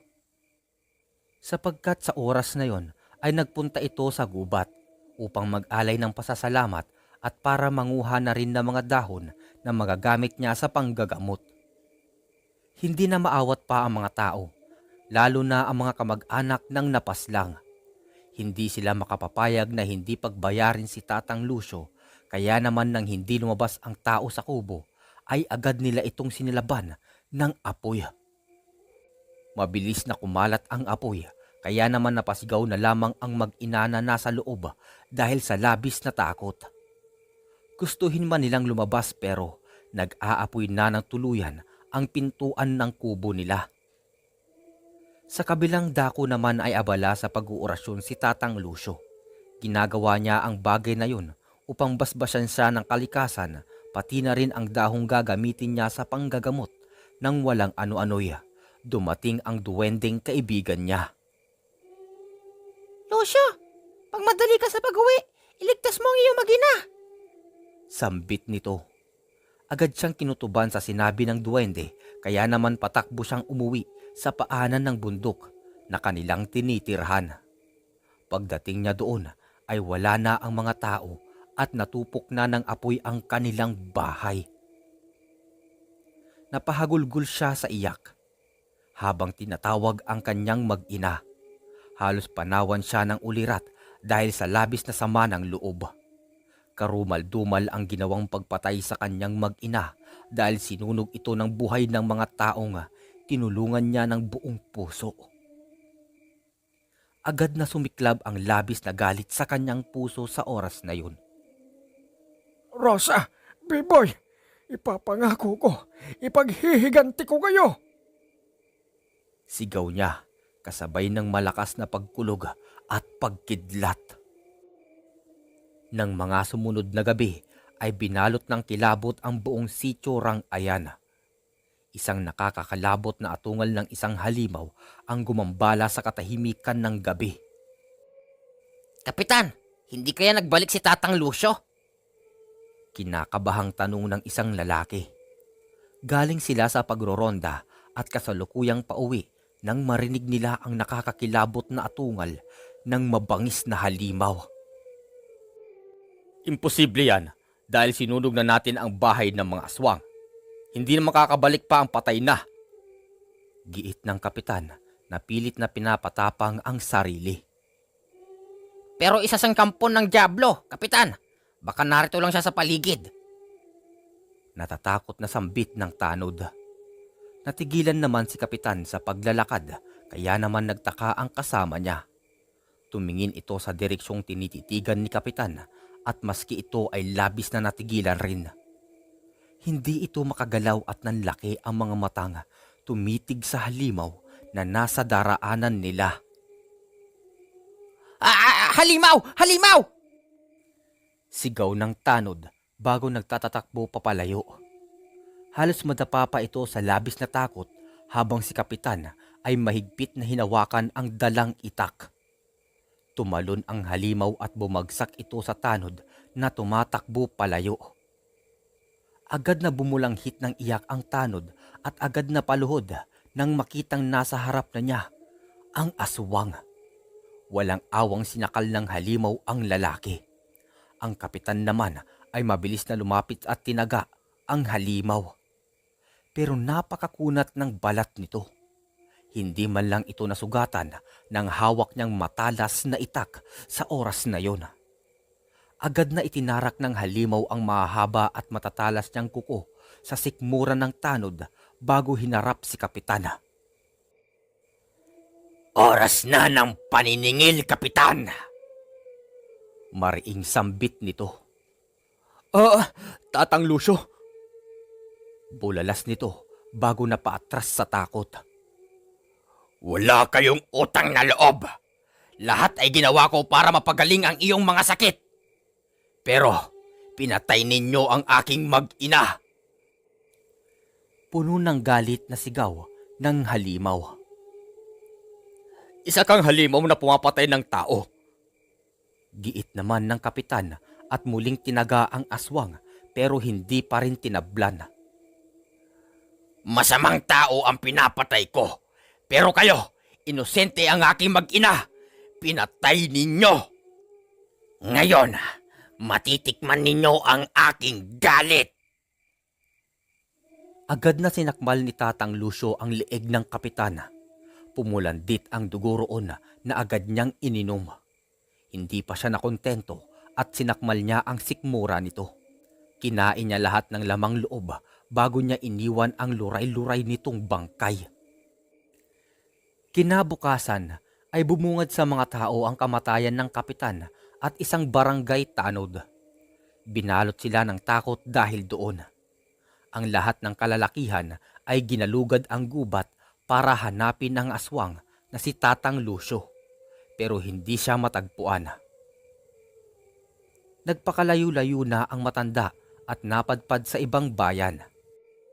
Pero bago siya umalis ay isang epidemya ang iniwan niya sa mga tao na nasa Rangayan. Isang epidemya na unti-unting kumitil sa buhay ng mga tao. At kahit doktor ay hindi sila kayang pagalingin. Iyon na ang huling ganti ng albularyong aswang sa Sitio Rangayan.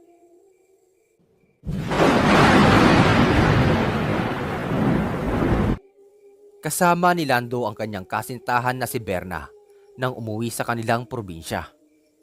5 buwan na kasi itong buntis at tinakwil pa ng mga magulang kaya hindi niya ito maaaring pabayaan. Tutol ang mga magulang ng babae sa kanya dahil simpleng trabahador lamang siya ng mga ito. Naisipan niyang sa probinsya na lamang sila manirahan dahil may sasakahin naman siyang lupa doon. Matagal na rin siyang hindi nakakauwi sa probinsya pero wala pa rin pinagbago ang lugar nila. Tahimik at hindi pa sibilisado dahil pati ang kalsada ay hindi pa rin sementado. Magkaagapay ang dalawa na naglalakad sa kahabaan ng malubak na daan dahil wala namang nakakadaan na sasakyan papasok sa kanilang sityo. Walang ano-ano'y may nakasalubong silang isang matandang babae. Hindi namumukhaan ni Lando ang matanda kaya natitiyak niyang bago ito doon sa kanilang lugar. Maliit lang naman kasi ang sityo nila kaya halos magkakakilala ang mga tao doon. Kakaiba ang paraan ng pagkakatingin ng matandang babae kay Berna. Pailalim kong tumitig at sa mismong tiyan pa ng babae ito nakatingin. Mahaba ang puting buhok ng matanda at nakalugay pa ito. Ang suot nito ay itim at mahabang bestida. Mabagsik ang bakas na mukha nito kaya agad na kumapit si Berna sa braso ni Lando. Nagpatuloy na lamang sila sa paglalakad at binaliwala ang matandang babae. Pagkalagpas nila sa matandang babae ay hindi pa rin napigilan ni Berna na lingunin ito. Nakita niyang naging mabuhay ang lakad ng matanda. Pasuray-suray ito at nauupos na nalugmok sa gilid ng kalsada. Nawala ang takot ni Berna at agad niya itong nilapitan dahil sa pag-aalala. Mabilis siyang bumitiw sa pagkakahawak ni Lando at binalikan ang matandang babae. Lola, ayos lang po ba kayo?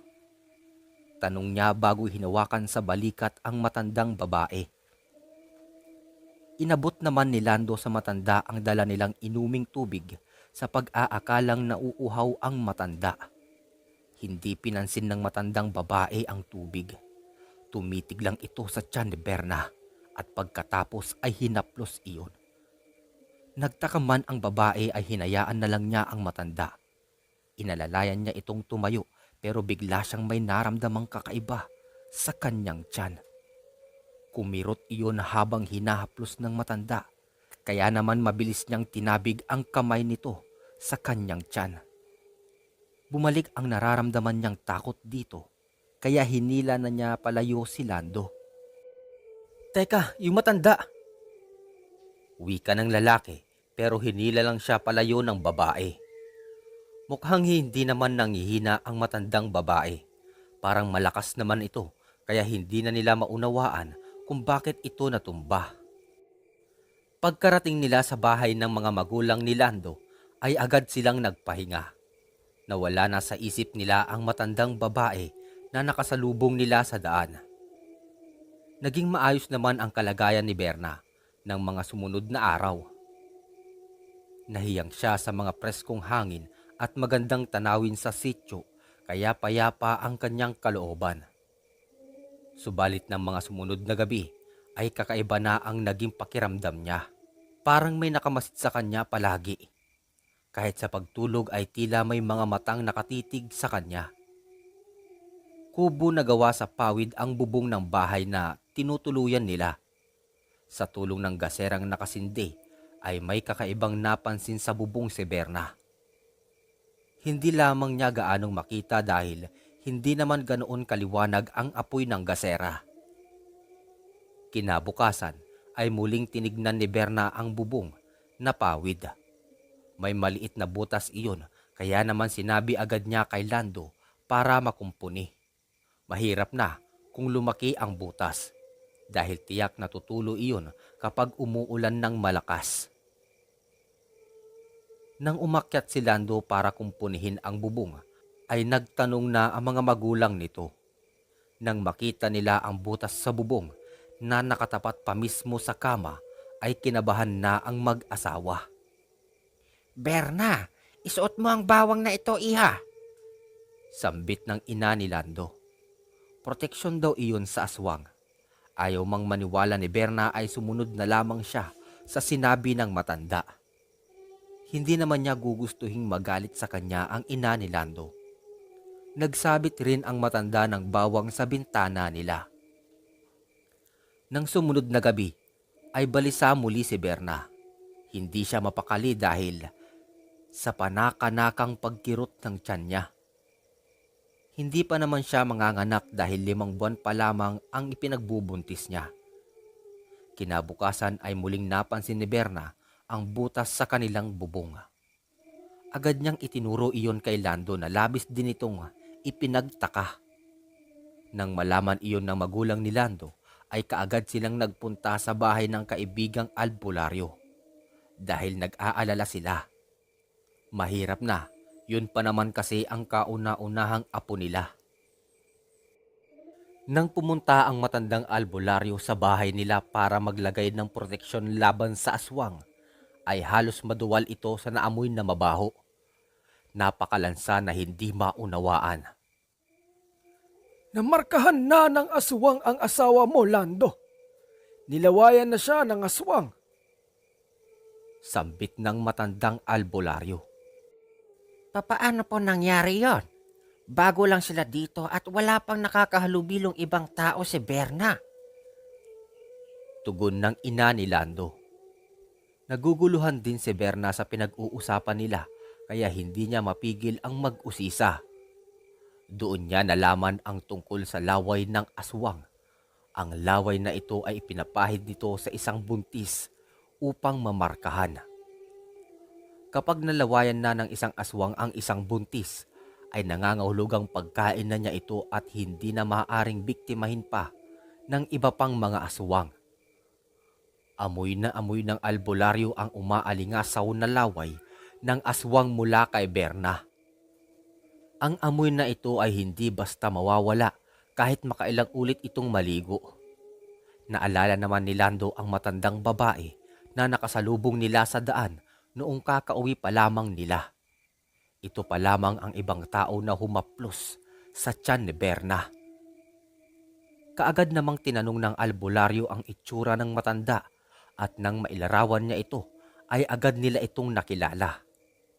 Ang matandang si Lucia na bigla na lamang dumating sa lugar nila. Hindi naman nila maitaboy kahit sa usap-usapan ay isa itong aswang dahil wala silang matibay na ebidensya. Pinayuhan na lamang sila ng albularyo kung ano ang dapat gawin. Nagbigay din ito ng mga pangontra laban sa aswang. Lumipas ang mga buwan hanggang sa dumating ang kabuwanan ni Berna. Naging agresibo na ang aswang dahil mas humahalimuyak na ang amoy ng sanggol sa sinapupunan ni Berna. Mas mabango kasi para sa mga aswang ang sanggol na malapit ng ipanganak. Isang gabi ay nagising na lamang si Berna dahil kumikirot ang tiyan niya. Parang may kung anong tumutusok sa pusod niya kaya kaagad niyang ginising si Lando. Mula sa liwanag ng lampara ay naaninag nila ang tila sinulid na nanggagaling sa bubong. Tumingala si Lando at nakita niyang muli na may butas ang bubong ng kanilang bahay. Nakasilip doon ang mapulang mata ng aswang. Kaya napasigaw na ang mag-asawa. Dinampot ni Lando ang gunting na nasa ilalim ng papag nila. Ayon sa albularyo ay isa ito sa mga pantaboy sa aswang. Kahit anong matatalas na bagay ang ilagay sa ilalim ng kama. Ngayon niya naunawaan ang gamit nito. Ginupit niya ang kasing nipis na sinulid na dila ng aswang. Narinig nila ang pagpalahaw ng aswang mula sa bubong nila. Nagising na rin ang mga magulang ni Lando dahil sa nangyayaring ingay. Mabilis na kinuha ni Lando ang buntot pagi na ibinigay ng albularyo bago siya tumakbo palabas ng kubo para harapin ang aswang. Hayop ka! Tantanan mo ang mag-ina ko! Singhal niya sa tiktik na nasa bubong pa rin nila. Maitim ang balat nito at namumula ang mga mata. Mahaba ang puting buhok kaya kahit anyong aswang ito ay natitiyak niya na ito yung matandang nakasalubong nila sa daan. Kaya pala bigla itong nanghina noon ay para magkaroon ng pagkakataong mahaplos at malawayan si Berna. Kaagad siyang tumakbo para habulin ng aswang nang makita niya itong lumundag mula sa bubong nila. Kasunod na rin niya ang kanyang ama na may hawak na itak at sumisigaw para humingi ng tulong sa mga kapitbahay nila. Hinampas ni Lando ang hawak na buntot pagi nang makalapit siya sa aswang. Umatungal ito ng malakas pero nagawa pang tumalon ng malayo bago nagkubli sa kadiliman. Sinigurado naman ni Lando sa mga rumesponding kapitbahay na tinamaan niya ng buntot pagi ang aswang. Dahil doon ay nagpasya silang puntahan ang kubo ni Tandang Lucia para kumpirmahin kung ito nga ang aswang. Pagdating nila sa lugar ay wala doon ang matanda. Hinalughog nila ang kubo nito at kung ano-anong langis ang mga nakita nila. May mga manika pa ng mangkukulam at kung ano-anong maliliit na botilyang may lamang kung ano. Ang labis nilang ikinasindak ay ang natagpuan nilang mga bungo ng tao doon. Nakumpirma nilang aswang nga si Lucia, kaya naman nagpatuloy sila sa paghahanap sa paligid. Tiyak na takot na ang aswang kaya hindi ito umuwi kaagad. Tiyak naman sila na mapapauwi rin naman ito dahil ang mga gamot sa sugat nito ay nandun pa rin sa kubo. Inabot sila ng umaga doon pero hindi na nagpakita pa si Tandang Lucia. Hinalughog nila ang buong lugar pero hindi na ito nagpakita pa. Maaaring natakot na kaya naghanap na naman ng ibang lugar kung saan ulit makapambibiktima. Makalipas ang 2 araw ay nanganak na si Berna ng isang malusog na batang lalaki. Nalawayan man siya ng aswang ay naisilang pa rin niya ang kanyang anak ng matiwasay at iyon ang pinapasalamat niya. Samantala, si Lucia naman ay napadpad sa isang liblib na kagubatan. May natagpuan siyang kubo roon kaya agad siyang nagtaupo. Nanghihina ang matanda dahil sa sugat sa kanyang likuran. Marami na ang tumagas na dugo kaya kailangan na niyang magamot ang kanyang sarili. Mabuti na lamang dahil bago dumating ang grupo ni Lando ay nakapuslit pa siya sa bahay niya para kumuha ng langis na igagamot niya sa kanyang sarili. Pinagbuksan naman siya ng mga nasa loob ng kubo at agad siyang tinulungan nang makitang siya ay sugatan. Labis na ang panghihina niya dahil malalim ang sugat na nilikha ng buntot pagi. Mukhang hindi na din siya magtatagal sa oras na yun.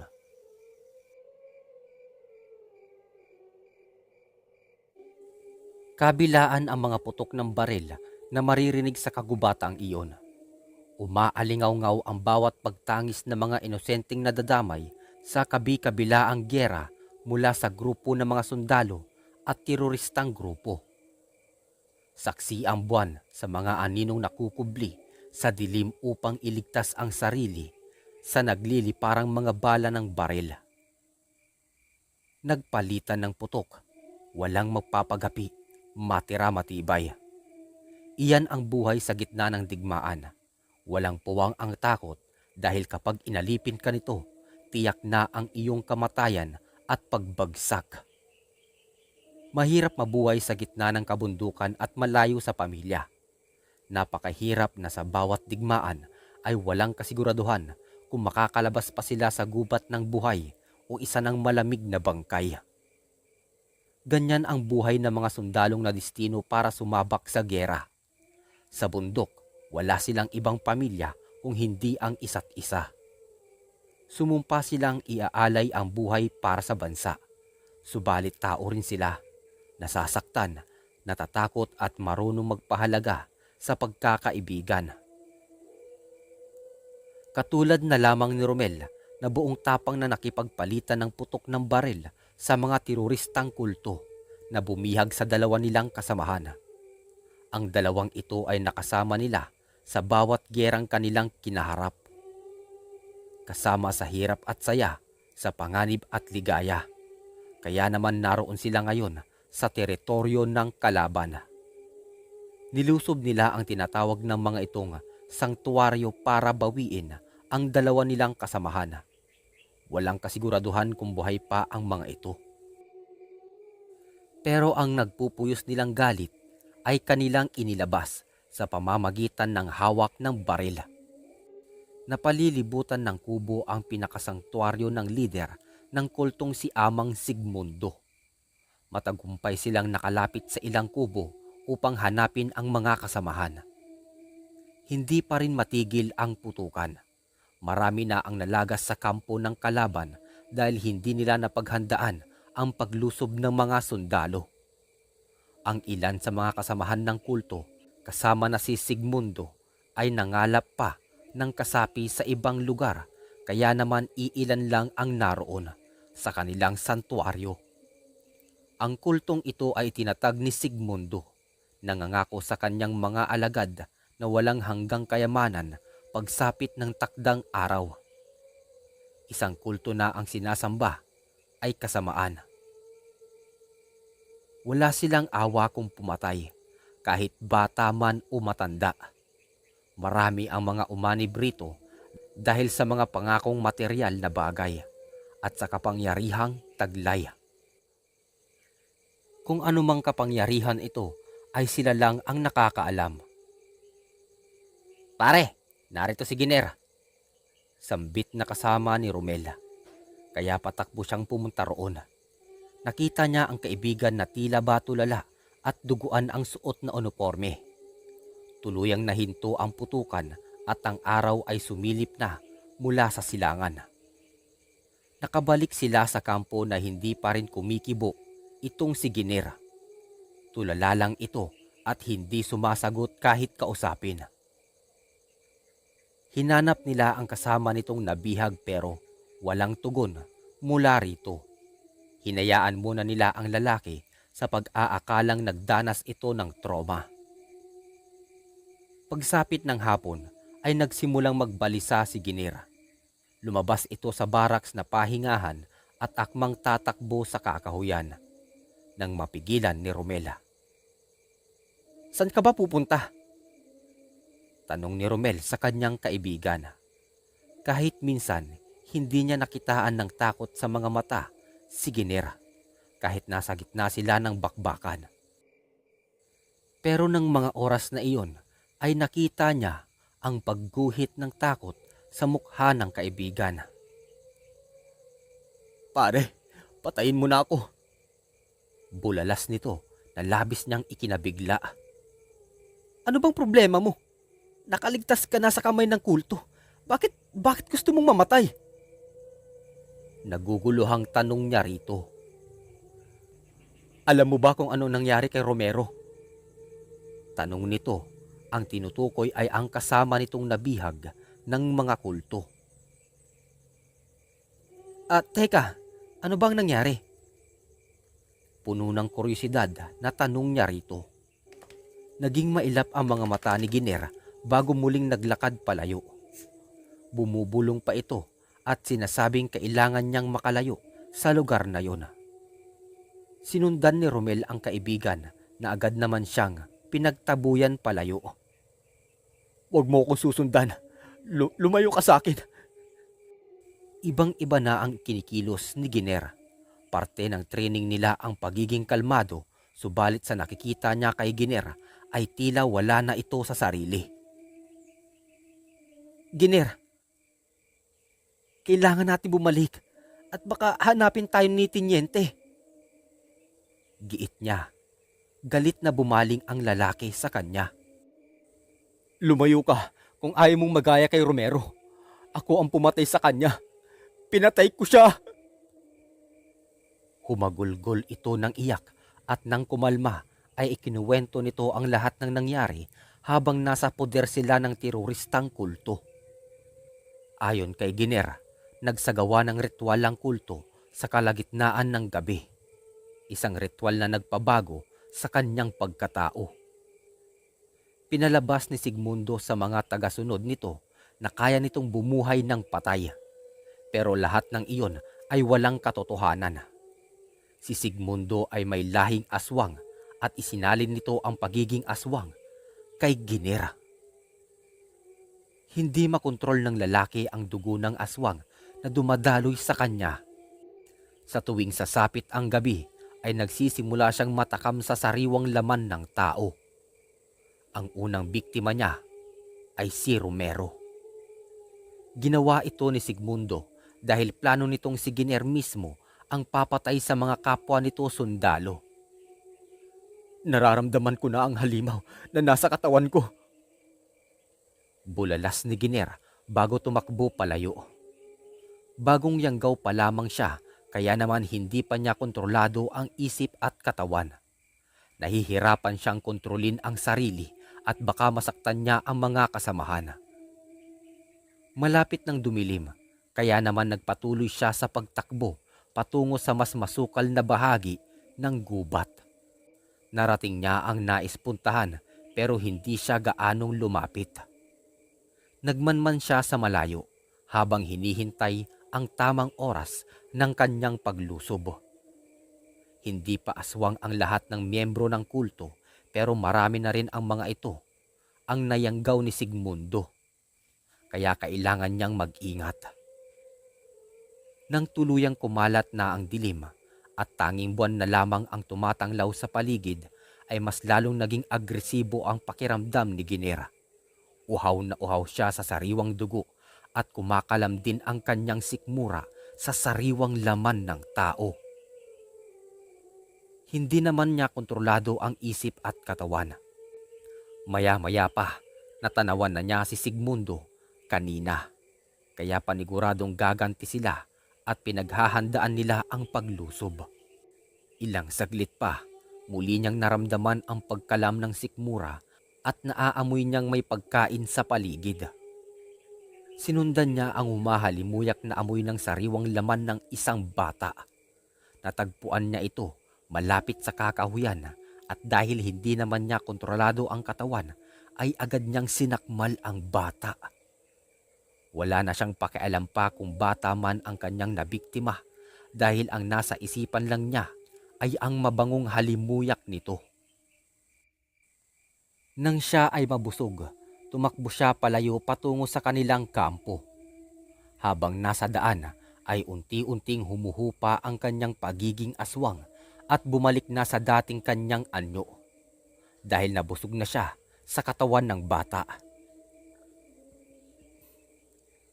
Subalit habang bumabalik siya sa pagiging tao ay doon naman siya inuusig ng kanyang konsensya. Nakapatay siya ng isang batang paslit. Isa siyang sundalo na dapat nagpoprotekta pero ngayon ay maituturing na siyang isang kriminal na pumatay ng inosenteng bata. Pagkadating sa kampo ay sinalubong siya ni Romel na hindi maitago ang pag-aalala. "Giner, ano bang nangyari sa'yo?" Tanong niya nang makitang mas lalong naging balisa ang kaibigan. "Parang awa mo na, Romel. Patayin mo na ako." Sambit niya bago napaluhod sa lupa at doon umiyak. Ikinuwento nito sa kaibigan ang nangyari. Hindi niya alam kung ano ang gagawin dahil kinakain siya ng kanyang konsensya. Nasa ganoon silang tagpo nang may maulinagan siyang kaluskos mula sa hindi kalayuan. Matalas pa rin ang pakiramdam ni Giner kaya naririnig niya ang bawat pagkaluskos ng mga nilalang na nagtatago sa dilim. Hindi lang isa, kundi napakarami nila. "Nandito na ang mga aswang. Nasundan nila ako." Sambit niya bago hinila si Romel papasok sa barracks. Isang sundalo ang nakapansin sa mga umaaligid na nilalang, kaya naman agad itong naalerto ang mga kasama. "Nilulusob tayo!" Sigaw nito kasabay ng pagputok ng baril. Nagising na rin ang iba at agad na dumampot ng armas upang lumaban. Kitang-kita nila ang mabibilis na galaw ng mga kalaban, pati na rin ang kakaibang itsura ng mga ito. Hindi na tao ang mga kalaban nila, kundi pawang mga aswang na. Kitang-kita ni Romel ang mga aswang na lumulusob sa mga kasama nila. Wala itong dalang mga armas, pero matatalas na kuko at pangil ang siyang pumapatay sa mga sundalong kasamahan niya. Nakita rin niya nang magsimulang mag-iba ang anyo ni Giner. Mula sa magiting at makisig na sundalo ay naging isa itong nakakatakot na aswang. Nakipagtagisan ito ng lakas sa mga aswang. Marami na sa mga kasamahan nila ang namatay, kaya naman wala silang magawa kung hindi ang umatras at humingi ng reinforcement. Nang makita naman ng kanilang platong leader si Giner, ay kaagad niya itong tinutukan ng barel. Samantala, mabilis namang tinabig ni Romel ang kamay nito para hindi tamaan ang kaibigan. "Sir, hindi ba ninyo nakikita? Kakampi natin siya. Ang uniforme niya ay isang sundalo." Singhal niya. Doon lamang napansin ng tinyente na puro mga aswang ang inaatake nito. Gustuhin man niyang mag-usisa pero wala nang pagkakataon pa dahil papalapit na ng papalapit ang mga kalaban. Sir, umalis na po kayo. Ako na ang bahala sa kanila. Sambit ng sundalong aswang matapos nitong mapatay ang isang kapwa nito aswang. "Hindi pwede, Giner. Aalis tayong lahat dito nang magkakasama." Giit naman ni Romel. Kung sabay-sabay tayong aalis, walang matitira sa atin. Mauubos tayong lahat. Singhal ni Giner. "Parating na ang reinforcement, kaya makakaligtas tayo rito bago pa nila tayo mapatay. Halika na!" Pare, kung magpapaiwan ako, magkakaroon pa kayo ng oras para makalayo. Hindi ko na kayang mabuhay pa dahil isang sundalo ang napatay ko at isang inosenteng bata. Mas mabuti na ang mamatay ako para sa bayan kaysa kitilin ko ang sarili kong buhay. Mariing sambit ni Giner. Napaluha naman si Romel sa sinabi ng kaibigan. Umalis na kayo! Singhal nito bago inalis ang pin ng granada at hinihagis sa mga papalapit na aswang. Mabilis silang tumakbo palayo habang naiwan si Giner upang pigilan ang grupo ng mga aswang na nagnanais na ubusin sila. Natupad na ang ninanais ni Sigmundo. Nang itatag niya ang kultong sumasamba sa kadiliman ay nagnais siyang makabuo ng isang makapangyarihang grupo ng mga aswang. Ginawa niyang aswang ang mga kasapi ng kulto at isa na roon ang sundalong si Giner. Buong akala niya ay mapapatay nito ang mga kasama pero mas umiral pa rin ang pusong sundalo nito. Nang makita ni Giner na malayo na ang mga kasamahang sundalo, ay hinayaan na niyang makalapit pa ang mga aswang. Hawak niya sa isang kamay ang granada at naghahanap siya ng tiyempo para pasabugin iyon. Nakita niya si Sigmundo na naglalakad papalapit at bakas sa mukha nito ang matinding galit. Hayop ka! Pinatay mo ang anak ko! Singhal nito. Ngumisi naman si Giner at tinitigan sa mata ang lider ng kulto. Hindi ba't sinasabi mong bumubuhay ka ng patay? Bakit hindi mo buhayin ang anak mo? Nakangising tanong niya rito. Hindi niya akalain na ang batang kinain niya kanina ay ang anak ni Sigmundo. Natigilan naman ito sa kanyang sinabi, pero agad rin nakabawi at mabilis siyang nilapitan at sinakala gamit ang isang kamay. Mahigpit ang pagkakasakal nito pero hindi niya ininday iyon. Itinuon niya ang pansin sa hawak na granada. Naging isa siyang sundalong aswang sa loob ng isang linggo. Isang inosenteng bata at isang matalik na kaibigang sundalo ang napatay niya. Hindi siya papayag na basta na lamang mamatay. Isa man siyang sundalong aswang. Pero mamamatay siya para sa kanyang bayan. Iyon ang sinumpaan niyang tungkulin bilang isang sundalo. Kaya naman inalis niya ang pinanggranada bago ngumisi. Huli na nang mapansin iyon ni Sigmundo. Dahil nang lumagpak sa kinatatayuan nila ang granada ay kasabay nito ang malakas na pagsabog. Nagkalasog-lasog ang katawan ng mga aswang na malapit doon na agad nilang ikinamatay. Ang mga aswang na nadamay sa pagsabog ay agad na napaatras dahil nakita nila ang pagsambulat ng katawan ni Sigmundo. Ang lider na itinuturing nilang Panginoon ay isa na ngayong gutay-gutay na bangkay. Natigilan naman ang mga tumatakas na sundalo nang marinig ang malakas na pagsabog. Kasunod nito ang pagdating ng tinawag nilang reinforcement sakay na mga helicopter. Hinirang na bayani si Giner dahil sa sakripisyong ginawa nito. Pero ang pagiging isang sundalong aswang niya ay inilihim ng kanyang mga kasamahan.